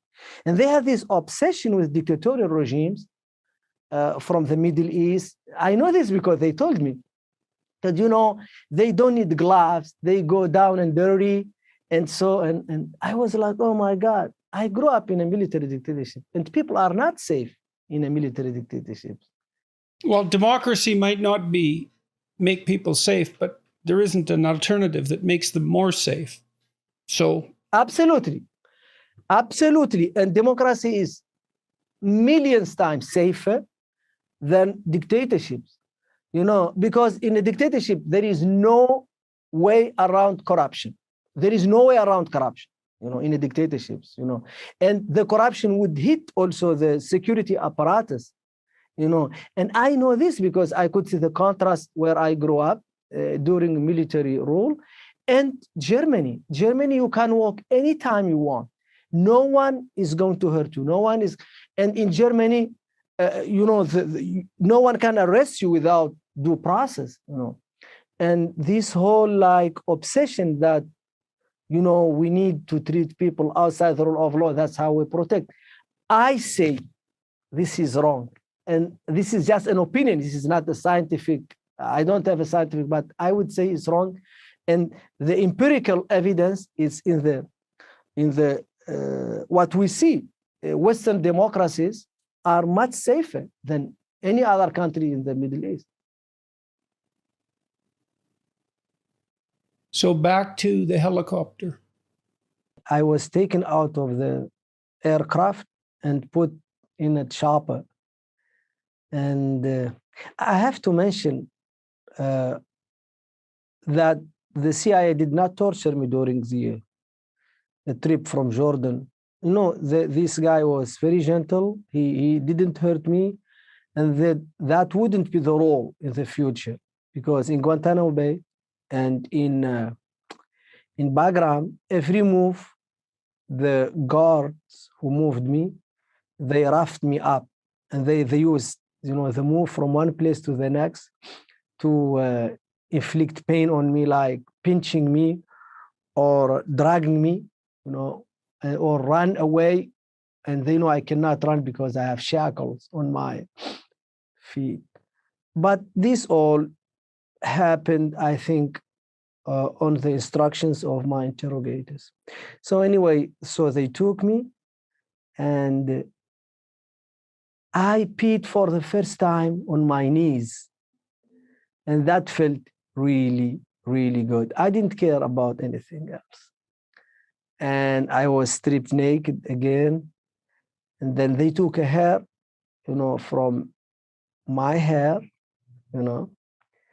and they interrogated me. The first interrogation they didn't seem to be very well informed about who I was. They just had the script. It was like, where is Osama bin Laden? Where is Mullah Omar? Mullah Omar is the former president of the Taliban. And they didn't know that I was in a prison. I wasn't out there. I wasn't picked up from a battlefield. So I had no clue. And where did that interrogation take place? Right when I was taken out of the chopper. And So interrogation was done. They took me, put me in an isolation cell. And this woman came to me. She said, if you want to go to the bathroom, I remember this, you can ask this person, because there was no bathroom in my cell. And, like, I didn't speak English, and bathroom sounded like Badezimmer, like just literal translation, but in German means something else. It means a place where you take a bath. And I was thinking, oh my God, those people are so nice. I really want to take a bath. I said, I want to go to the bathroom. And they took me to a, to a barrel full of human feces, and just, put in a place. And they said, this is the bathroom. So, because they didn't have like bathrooms, like they have just like barrels, and then detainees would do in the barrels. And it's very tricky because it's hanging. It's like very high up. And then that was my first English, real English word. So that bathroom is not a place to take a bath. And I was taken to Guantanamo Bay, and it was very torturous. I mean, they, again, so we were put in the same shackle. We were about 34, I think, detainees. And there was a shackle that, connected all of us. And they start processing us, blindfold, all kind of shackles, and put us in the plane. And I couldn't breathe because I have claustrophobia. I almost died, And this guy came to me and he told me, forget about it. I never forget this. And it was like, okay, either I survive or I die. So I'm not going to get any relief, because I wanted him to remove the mask on my face because I couldn't breathe because of the mask. Just like this Corona mask, but I couldn't breathe with it. I think mostly because of my claustrophobia. And we arrived in Guantanamo Bay after, I think, more than 30 hours. And it was like, oh my God, I was so happy that I arrived somewhere, because so much pain, everywhere. And they pushed me, in what seemed like open space. And then I felt the sun. And then, I was like, this is much better. In my mind, now I'm under the full authority of the United States. No more torture. So you were 30 hours in transport before then? You thought it was about that? I think it was more. And yes. What kind of transport was it? You said you were on a plane? Yes, and the plane changed places. I think changed place and stopped somewhere. Stopped somewhere once or twice. Right. So it wasn't a direct flight. No, it wasn't. And so I arrived. So we started off in the morning of 4th of August 2002, and we arrived the next day, 5th of August. And they processed us. And I remember this gentleman coming to me, and he spoke in Russian to me. And I didn't speak any Russian. And then, we were all naked because they stripped us in the room. And those, you cannot get those images out of your head. You are naked, watching naked people around you, And this guy looked at me. I was smiling all the time, and This guy looked at me and said, where did they capture you? I remember this question. And I didn't understand it. I kept said, what? He kept saying, where did they capture you? And then he was very frustrated with me. And then he said, never mind, something like, never mind. And then I understood, I said, home, something like that. And because I was captured home, and the last thing I saw when the police came to me was the image of my mother as we drove away with the police. I saw her in the rear view mirror because I was driving my car and a policeman sat beside me.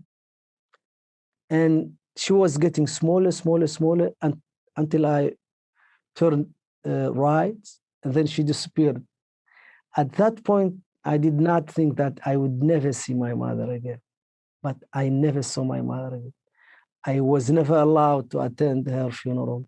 I was never allowed to say goodbye to my mother. And so we arrived, and my first interrogation, they put me in a room. And, I was like being kind of demanding because I thought, oh, this is a cell. And I said, but this cell is small, but it was really big room. Human beings are very, they always like compare. And I thought this is like very small room. And then I tried to stand up and discover my surrounding. There was no one. And then I was dragged really forcefully down. And then I saw there is a bolt holding me to the ground I was not aware of. And then I realized I'm not free in this room. I cannot move around. Then these three gentlemen came in the room. One is Bill. He said his name is Bill, and he's from the FBI. He was about my age, 30, about early 30, 31. And another person by the name of Paul. His name is Paul. I know his name. And then I'm another amazed person, you can remember these details. and then a translator from Morocco, because I didn't speak English. And then they came to my room, and then they started asking me questions. And Paul had an empty water bottle, and he kept spitting in it. And I was saying, what does he spit? And then it was like very disgusting and black. And then later on, I learned this is normal in the US. I was like looking at the US as, very sophisticated people. And they have like. So he was chewing tobacco. Yes, he was chewing tobacco. They were spitting in front of everybody. And everybody could see the disgusting like spit, very thick, very black. And I know I'm not sophisticated. I know my people are not sophisticated. I know that because that's where I grew up. But my image of Americans, because of the movies, very sophisticated, very like clean, very organized. That was my first glimpse. I know they're just like other human beings. And I was just waiting on the other FBI guy to pick his nose, because that's the next level, spitting in a bottle, you need to pick your nose to complete the picture. And they didn't do anything. They asked me whether I was mistreated in Jordan. I said, I don't want to answer that question. And that was for a couple of reasons. I didn't want to tell them that it's possible to torture me. I didn't want them to know it's normal. And the second thing, I didn't want them to trick me into giving them details. I just want to keep it very, very brief with them. So no information about that torture. They said it's not necessary.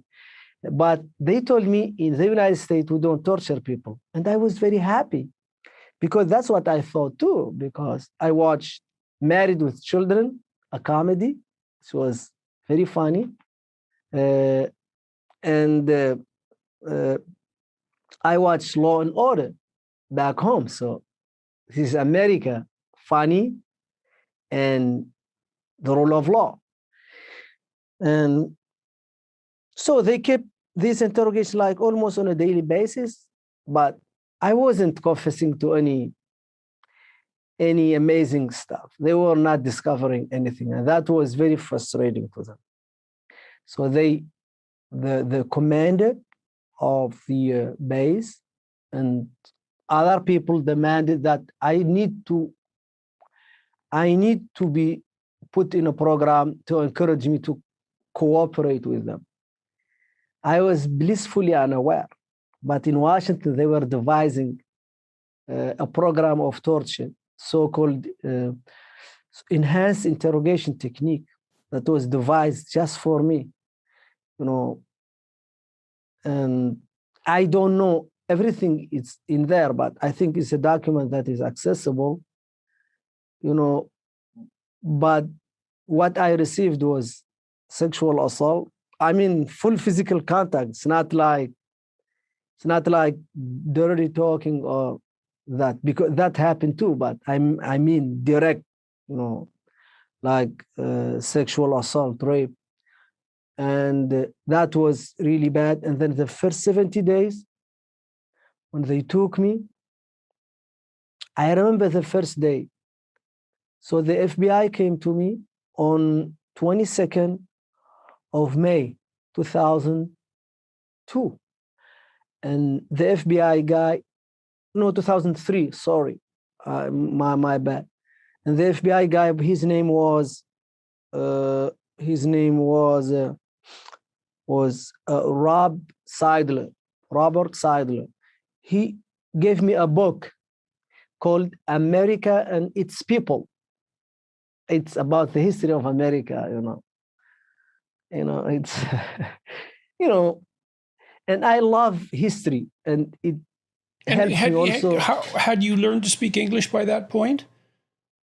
Yes, a little bit with very heavy accent, but I understood almost everything I read because of my French vocabulary. And I like to read a lot, especially in prison, whenever they give me something, I keep reading it. So I read this America and Its People many times. Like, it's very academic. And and he told me, this is the last day. His boss told him that I was not giving him the information. And he told me that my life was going to change, and that he wants me to cooperate with the next thing. And so later on, I think 1 month, so they another team tried to intimidate me, everything, like military and other undefined agencies. But I told them, no, I'm not talking to you anyway. So you can do whatever you want, kind of. Was very defiant, kind of. Very stupid from me. And well, what would have been your alternative? What else could have you done, do you think? Was there anything else other than? I mean, if you had nothing to confess, it's not that straightforward to cooperate, obviously. Yes, it's impossible. Damn you do it, damn you don't. Because, look, I thought about this a lot. Because if you confess without torture, that's very heavy burden. I had to wait on torture because that's the only way you could, this is hindsight, you could explain, I didn't do this. This is torture, so I was very scared, but I kept saying, you need to tell me what I did, and then I can cooperate with you. As long as you don't tell me, I'm not going to cooperate. And I was very measured and logical and defiant and even smart kind of smart with them. Like, I can tell you, for instance, they tell me, ask me, like FBI ask me question, even before the program. Okay, they ask me the same question next day. And I say, you asked me yesterday and I answered. And then they would say, but we want to make sure you are not lying. And I would say, I remember all the lies I said since I left home. So, and I was comfortable enough to let out my frustration with them. You know, this is going to change dramatically. So they came to me, the guards, and then they came in front of my cell on mic black, and they said reservation. That's the code word that you are going to be taken away. And I said, where? Because usually they tell you interrogation or medical or something. So why they take me? They told me it's none of your business. And I knew I was in trouble. And then, so they had these rubber gloves. And then when they put me in shackle, I read on the rubber glove, India Black. And then I told detainees, my co-detainees, I'm going to be taken to India. India Black is torture black. So we know that because there was only, the block was designed for 30 detainees, but there was only one detainee. They take only 1 or 2 detainees for torture. So so when they took me there, I found 1 detainee, and soon that detainee was taken away. So I was by myself. The first 70 days in that block, no sleep. So, and you would ask, how couldn't you sleep? Sleep is, you just sleep, you know? So the way they did it, interrogation 24. So they have like 3 shifts. So 1 interrogator, then the next interrogator, and then the next interrogator. Just like, you know, like a conveyor belt in a car industry plant. And how did they keep you awake? I mean, after a couple of days, you must have been like falling asleep at every second. Correct. So they put me back in my cell, and then they let me lie down, and then the guard kept banging every like 1 hour or so. They come and bang at my door, and it's so cold you cannot sleep because freezing cold in the cell, and I didn't have proper clothes. So it was, to be honest, the recollection is really hazy because I was not in the state of mind to remember. I may have a lot of false memories, but I can only tell you with the best of my guess what went on. And later on, they made very efficient methods, that most efficient. I know this is bad because other people who would like to torture people, they would know this, but I can tell you very efficient. Every hour, they wake me up and they make me drink water every hour. Wake you up, make you drink water. You can never sleep when someone does this to you because you will always go to the bathroom continuously. You will like be half asleep, going to the bathroom, half asleep, going to the bathroom, half asleep, over and over and over. The only method they didn't do to me, and the guard told me about it because I confessed, I falsely confessed, was shower. He told me, and the other detainee, they put him under the shower and they turn on the shower 24/7. I wasn't looking forward to that. So I didn't know because I kept negotiating my torture. I kept telling them I'm dying, you know, and actually it was true because Gul Rahman died, another detainee. This is on record. Gul Rahman, you can look it up. He died in the cold room. He couldn't take it because hypothermia set in, and they found him dead in his cell. And so the room was artificially cooled? Yes, yes. Artificial. But I have to say this, they didn't like bring, to my mind, they didn't bring like special equipment to cool it down. They just like completely cranked up the AC to its fullest, you know, because the AC was not designed to kill people.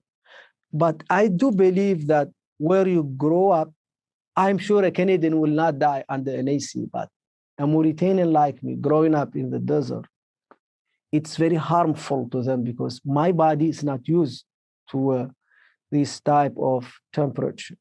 And I kept telling them, you are killing me. I mean, and I remember this doctor because when I say like these things, I'm saying with love because I know American people are good people, just like any, like Canadian, like Mauritanian, by and large are good people.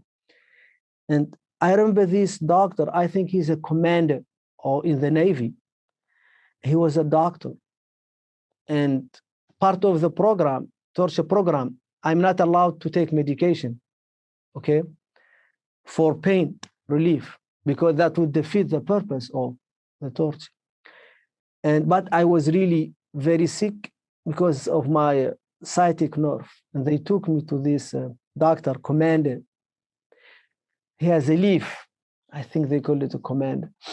And he looked at them. He said, remove the shackles. And then they removed. He said, do not give me detainees with shackle on my table, something like that. He was very upset. And then I saw my window. I said, oh, this is a good guy. I need to complain. You know, I was like drowning and I was just seeing anything and trying to say was. I said, I'm having so much pain. I really need you to talk to them to stop this. He told me I cannot. He told me that he cannot interfere with interrogation, you know, but he would write a report that I'm really very sick. And he did write the report. And the reason why I know he did, because years later on, my interrogators found the report in their discovery. Discovery means when your lawyer asks for secret documents, you know, related to your case. And but I was just like doing nothing. I let them do their things. I'm not talking to them, nothing. Just like a stone every day. And sometimes I say a little when they like be nice to me, but say something that has nothing to do with anything. And one day, it was, I think, August 23rd, when I remember correctly, of 2003. August 23rd. A police lieutenant by the name of Richard Zuli, later on I learned he's from Chicago, and he's very infamous because he was involved in torturing some people back in Chicago, in the US mainland. He came to me and I sat in front of him. He was very stern, very serious. And he handed me a letter from DOD and he asked me to read it. In that letter, it says that due to the lack of my cooperation, the US government has had no choice but to arrest my mother and put her in only man prison. And that they know that I was involved in Millennium Plot and in the atrocious acts of 9/11, etc., etc. I didn't know how to answer, but I because I was very scared, I told him this is unfair. I didn't know what to say. And he told me, we are not looking for justice. We are trying to stop people from driving planes into the buildings. Something like that. I'm sure his English is much better than mine. And I was like, okay, go ahead and look for those people, you know. So when he left, I knew I had nothing more to lose, and I was ready to confess to everything and anything. And but I didn't know how. I didn't know how to start it, you know. But he helped me. So I don't know, a couple of days later on, or one day, I don't remember, I was in the interrogation room with Staff Sergeant Mary. Mary, you know, she has her humane side, even though she actively participated in torture, notably in sexual assault. She was kind of, at least ambivalent about what she was doing. And these like three masked men came to the room. And then one of them was holding German Shepherd, and the other started just putting me down, beating me everywhere, like viciously beating me. And then she stood up and she was crying. She was like, why you do this? Why you do this? Like, it was like total chaos. Then they took me out of the room, never stopped beating me until I stopped breathing, because I couldn't breathe anymore because my ribs broke. And it was like the pressure on my lungs and the pain of breathing through your broken ribs is just so painful. And I was like, all the time. And they were like making fun of this noise. I couldn't see anything, Then they took me, they start putting this water, forcing this salt water, my nose, my mouth. And then they give me to another team. I don't know, 3 hours, and then another team.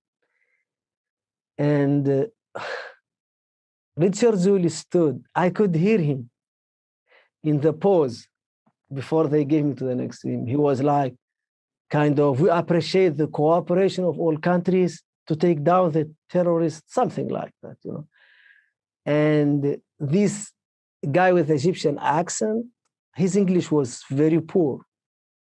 And another guy from Syria, he only spoke Arabic.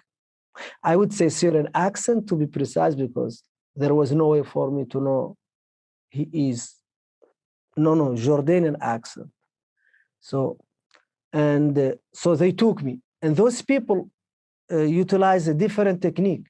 So what they did, they strapped me on a chair, very like strong chair, and then they put something over my body, like overall, I believe, and then they start beating me until I couldn't take anymore. Until they fill everything with ice, everything.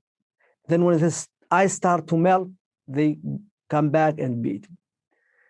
And they were saying that I will confess, and they are going to take me to Egypt and to Jordan. In my mind, I was thinking, but I've been to Jordan and no miracles happen. So why they take me again to Jordan? And one thing in my mind, since Richard Zuli meeting, I want to confess. I want to say everything, but I didn't know how to do it. Honestly, that was only my problem. They took me around 5:30 p.m. And about 1:30 in the morning next day, because I saw the watch of the medic as he started to treat me. So he came, they put me in a cell, and the medic, was masked, and they say, when I can do this and that, I'm going to break your teeth. So he was part of the torture team. So much for do no harm. And so he treated me actually. So he put like some band-aid around my ribs, a lot of it, and he gave me a lot of medication. I don't know what it was. And then this was August 24th or 25th. I don't remember. But the so second how long had you been there by then? No, this is a new prison. So this is a new prison. The night I came, this is a new prison. So I stayed there almost until 1 year before my release or 2 years before my release. So I never, so what I remember vividly are two things between, so this is August, and the second thing I remember October 10th, because I saw a watch. Again, the interrogator was sitting and then looked briefly at his watch, and then I saw the date. But just before that, I cannot describe to you how much pain I was in, because there are no words. I'm alone. I don't know where. I don't know days or nights.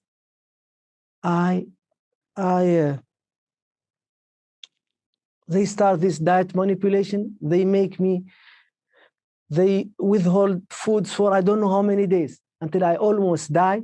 And they give me a lot of Emery meal ready to eat. Very bad food, at least to me. But I cannot eat it because when I'm depressed, I cannot eat. Then they give to me, and then they give me 1 minute, but they don't respect the minute. I think they give 20 seconds, and they take everything back. But I'm happy because I don't want to see them. I just want to pass and die without pain, something like that. And so I start in myself to sing Quran when they're not there, to sing to just to feel good, pray and so. And they came to me with force. They said, if I pray again, they will beat me up.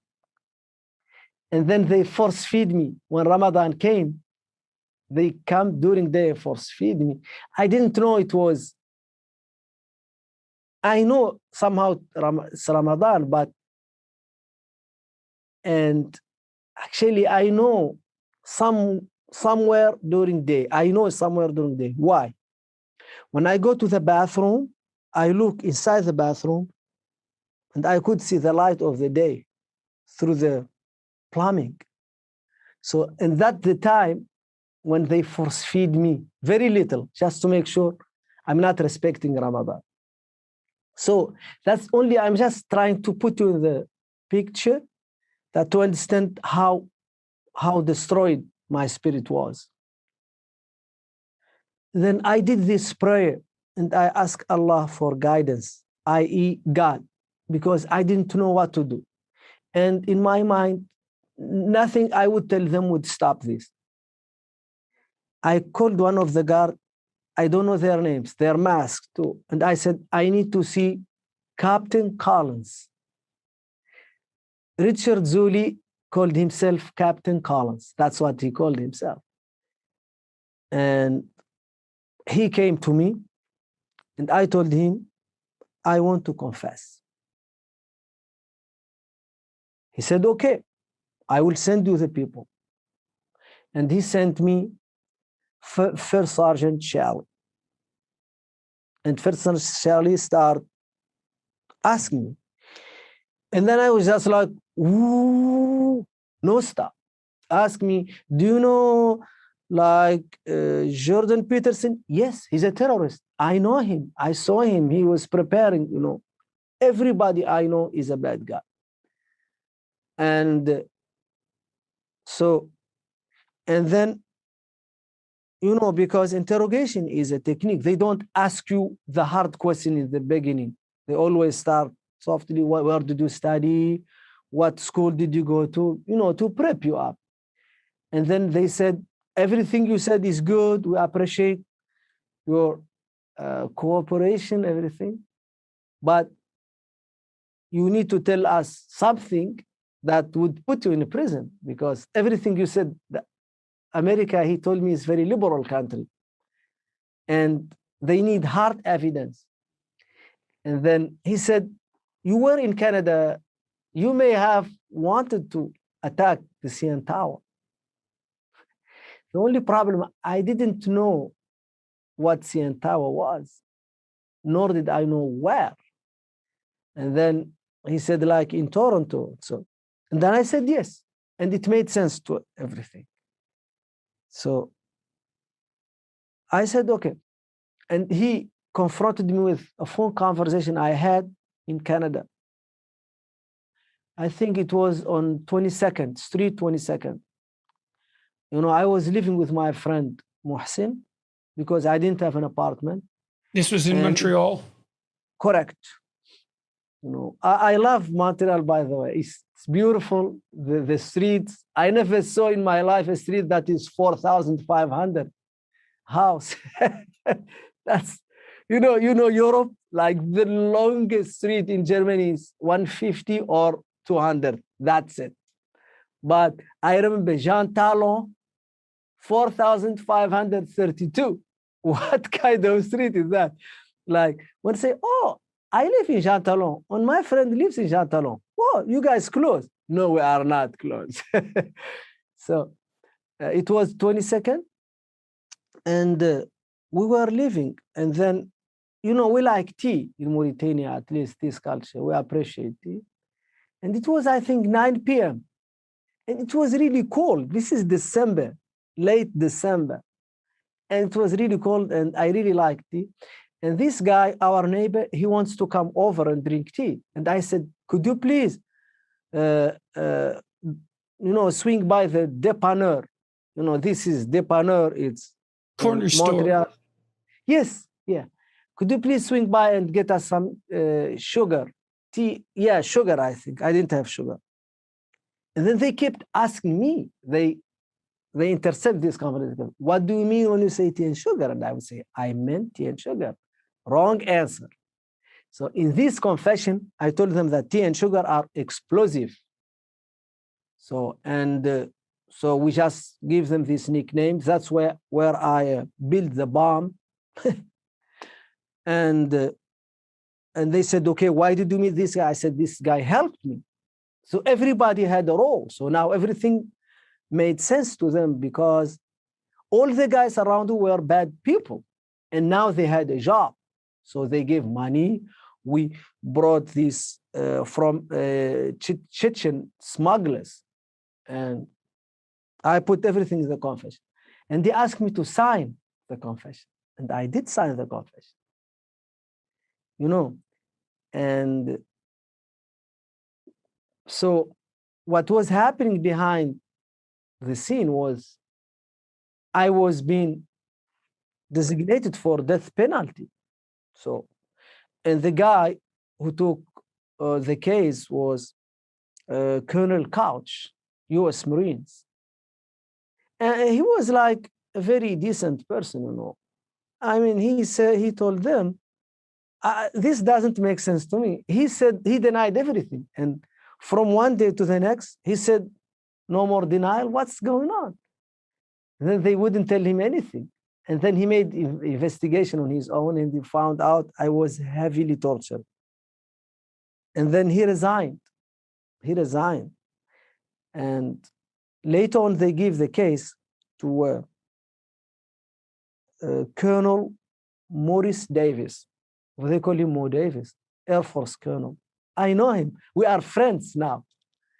And so they said, okay, we need to put this guy on lie detector.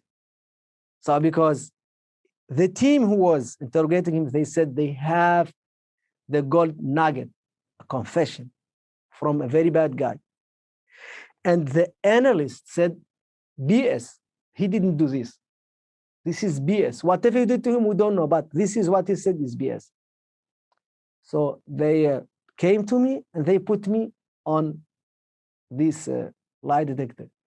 I said, guys, I'm an engineer. I cannot go through this because I will tell the truth. And then they said, it doesn't matter, you have to. And then I was so scared because now with the confession, I had the status of admitted criminal, you know, and I had the right to eat, I had the right to pray, I had the right to, you know, sleep for the first time. I didn't care what they did to me after that, you know. And then now I was so scared to go back to torture when I deny everything. But they told me this was coming from very high level people in the government that I need. Then I remember one of the questions, did you ever plot or conspire to plot against the US? And I said, and Canada. And the guy told me, said, I don't give a shit about Canada. I was like, good for you. I was in my head because I couldn't say that, and this is like very like Americans. I'm sure you understand because you're North American. This is, very Americans because and I was so happy because I was so upset with Canada, so upset. Like if you tell me, are you more upset at the US or Canada? I would say Canada because I was a landed immigrant in Canada and they scared me so much. Instead of protecting me, they threw me under the bus, they completely swallowed everything that came from the CIA, FBI, or whatnot, and without doing their own investigation and say, you know what, this is a guy in our territory, and this is a guy, we owe him the protection, and we need to know if he's a bad guy. We don't protect bad guys, but we need to understand he's a bad guy. We need to find out. And so when he said that, it was like the only thing we agree on. Thank you. So, and then I passed the test from like a death penalty case to someone who didn't do anything. I was because, like, sorry, let me get that clear. So you did the lie detector test, and what did it reveal? It revealed that your confession was false? Everything I said that was incriminating was false. Have you ever conspired? Yeah, have you ever conspired? Did you ever talk to anyone about harming the US? Never. Nothing. Okay, so during the lie detector test, you told the truth about everything. Yes. I see. And so that nullified your confession. Yes, I denied everything and truthfully. So they took the test and they fought over it. And they said one of them insisted to come next day or next week and to do again the test. They did the test again, and again I passed the test. So all of those tests are now in my hands on my computer because my lawyer gave them to me and they were presented at the court, at my court. So I was there. So the torture effectively stopped. The end of 2000, early 2004. There was no more torture. So you were in the torture prison for 2 years, if I got that timeline right? No. Okay. The intensive torture was between June of 2003 and early 2004, a little bit over half a year. Okay, and tell me again when you were brought to Guantanamo Bay. Tell me when you arrived there. I arrived August 5th of 2003. Okay. Two, not three. Yes, and yes. So but what happened that they just didn't know what to do with me. So, and I was just there, and they wouldn't release me and they wouldn't take me to trial. They wouldn't release me because they thought I witnessed so much, I saw so much, and they didn't want me to reveal it. At least that's my understanding and that of my lawyers. And second, they couldn't take me to any trial because there was no crime to be tried. That was the conclusion of Mo Davis. And he wrote this in a memorandum. He said, there is no evidence this guy did anything against us. And on record, he said that. And so you have to forward. So then I started making friendship with guards and with interrogators. I just started to be, inmate. I start like, the guards start to be my friends, and they introduced me to American pop culture, music. You know, when they bring books, I borrow from them the books and I So read them. did they realize at that point, did they treat you as if you were innocent? Apart, obviously, they didn't release you, but your treatment radically improved. So did they believe you, your guards and so on?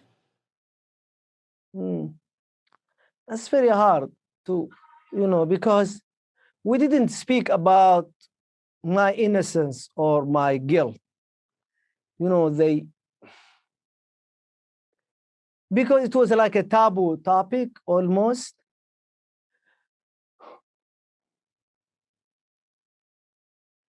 I didn't feel comfortable to talk about it because it's so cliche for a detained person to say I'm innocent. So I don't want to be a cliche. Absolutely not. I just want whatever. I'm just. Well, you also must have been quite relieved, I would suspect, since your days had improved substantially. Oh, you have no clue how relieved I was, but I was a mess, because I start hearing voices and I start really to get very sick. And then they put me on 2 medications, Paxil and the other, Clonopin. And then,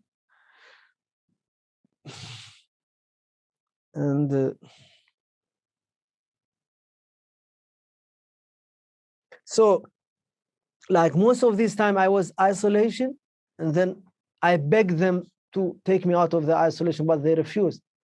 Then after, I think 2 or 3 years, I didn't want to see people anymore. And to this day, Jordan, I don't feel comfortable around people. I always feel comfortable when I'm alone, because. How much time did you spend alone over those years? Okay, 2003, 2016, about 10 years. Mostly alone. How often would you see people? Just guard. Just the guards and the staff. I see only the guards and the staff. And what sort of cell were you in? What was it like? It was like, I think 6 by 8. No, I don't think it's 6 because I think it's 4 by 6. I don't want to pin myself, but maybe 4 by 6 feet, 4 by 8 feet, 4 by 8. When was there a bed in it, in the cell? Yes, it was like a metal, a metal sheet, that's made into a bed. You can look it up. You can look Guantanamo Bay prison, and then you will see the cell. So you're alone for almost 10 years in that cell. Correct. And so how did it come to be that you got legal representation and were able to start to free yourself? Some UK citizen went to court because they were with us and they had good lawyers. And then they made it all the way to the Supreme Court. And then they won the right to be to challenge their detention. And I was not aware of this because I had no right even to contact anyone. But the family that's the advantage of a free country. So UK is a free country, so their families, they fought very much for everyone. And so I had, all of a sudden, I benefited from these UK citizens because the right was given to everyone. And in 2005, mid-2005, I met my lawyers for the first time. I met Nancy Hollander and Sylvia Royce. They came to me, and then I saw them as a window, and I started to write my story, my memoir. So what did you think when the lawyer showed up? I was so happy, And I remember the first time they came to me, I sat on a chair like this with a desk in front of me. You know, it was like one of the standard interrogation room. And then I stood up, and then I start to say hi, but I wouldn't move because I was bolted. But they couldn't see the chain. And they were like sitting there because they were briefed that detainees are dangerous people. So and they were scared. And then I was very happy, honestly. You know. And how long did it take your lawyers to understand your story and, I presume, believe you? Yes, very long, because the accused is innocent until proven guilty. Only your mother believed this. So people at large, and I'm sure you understand this, people perceive the accused as well, guilt. It would be very hard for someone to believe that you had spent that long in Guantanamo Bay and weren't guilty of something. I mean, because they would have to question the validity of the entire system, and that's not an easy thing to do. And it's probably even a harder thing to do if you are from a country where rule of law is the norm. Correct. Yes, absolutely. You know, and I mean, I can't say more than what you said. And I was like, okay, how can I explain to them? And then they were very shocked when they compelled the government to show them. The government showed them the confession. He confessed. And then they were very upset with him. He said, why you were lying to us? And so, and I was like, oh my, the government only showed them I confessed. They didn't show them I was tortured. So, did they show them the lie detector results? Much later on, because the government hold all the cards, and then they show only the thing they want to show, you know. And, you know, like the democracy and the rule of law is premised that the three branches of the government cooperate with each other. So, and the executive power has so much power over judiciary and the parliament, because only the executive power has weapons, has violence, could use violence, because a judge can only tell you, you're right, you can go home, but the judge doesn't have the key to open the cell and let you go home. So the executive power has to cooperate and respect the judiciary. By and large, this function in democracies, but in the case of Guantanamo Bay, the executive power completely showed a great deal of contempt toward court system.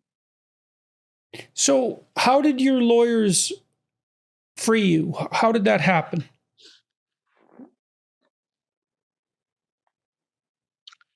Look, this is not easy because they had to prove that I was innocent. That was like mission impossible, because they have to show the government I'm innocent. It's not the burden, it's not on the government, because, and this is, and I say this very frankly and very straight, the problem with the crime they call terrorism is that it's very political, very politicized, and especially in my part of the world, I can speak to that. It's used to oppress mostly peaceful political dissent, and to crush them, and to people who don't like, just to put them in a prison because they could be your political rivals. Unfortunately, this playbook of the dictatorial regime in the Middle East and authoritarian regimes was copied in Guantanamo Bay, and they just say you're terrorist, because when someone says you're terrorist, everything could be done against you.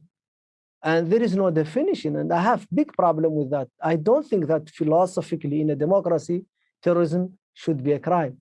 Terrorism in a democracy cannot be a crime because, one, it's not clearly defined. Terrorists in Canada are not terrorists in Egypt.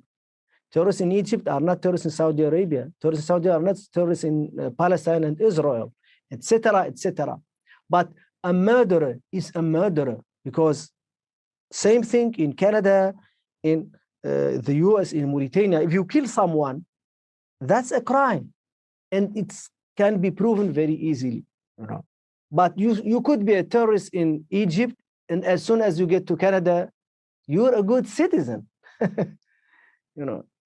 And second, it's used for political purposes and political oppression, and it's used to or I need to bail out. So, and it's used to punish people en masse. I can give you an example. Just a few months ago, the Houthi in Yemen were a terrorist group. And then now they are not terrorist group anymore. What kind of justice is that? So how did your lawyers prove that to the satisfaction of the people who could release you that you should be released? They took me to so we fought to go to the court system. So I was intimidated, I was threatened, but I said, I'm going to court. In 2009, we succeeded to be heard by the late George Robertson.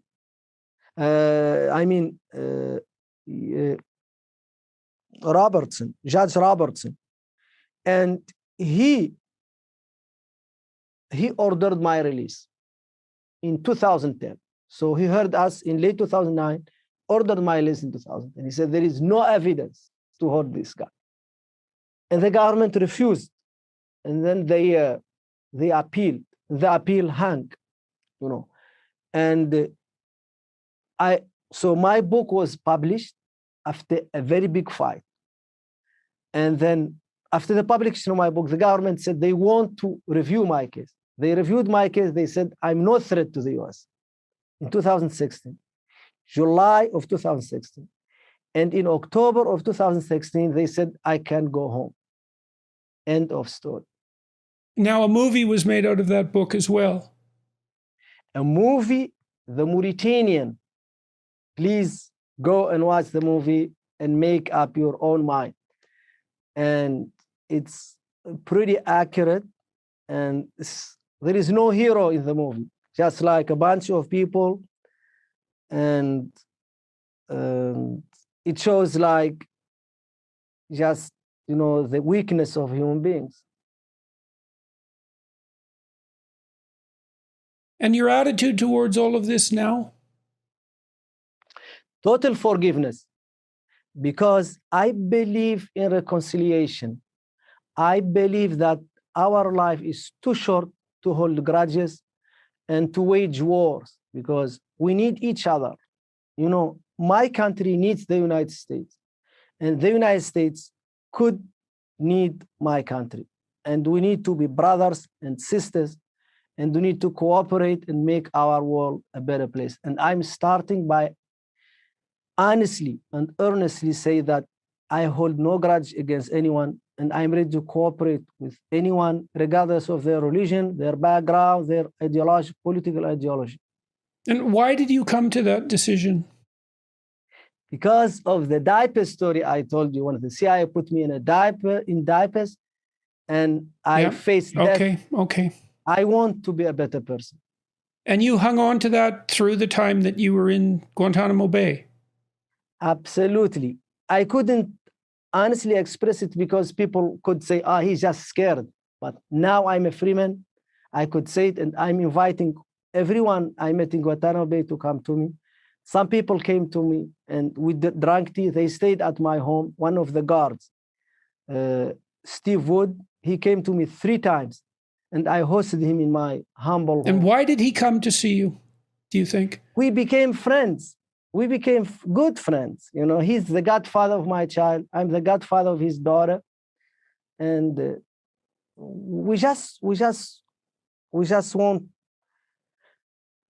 to be friends and to show everyone that, peace can be made. We don't need to hold grudges.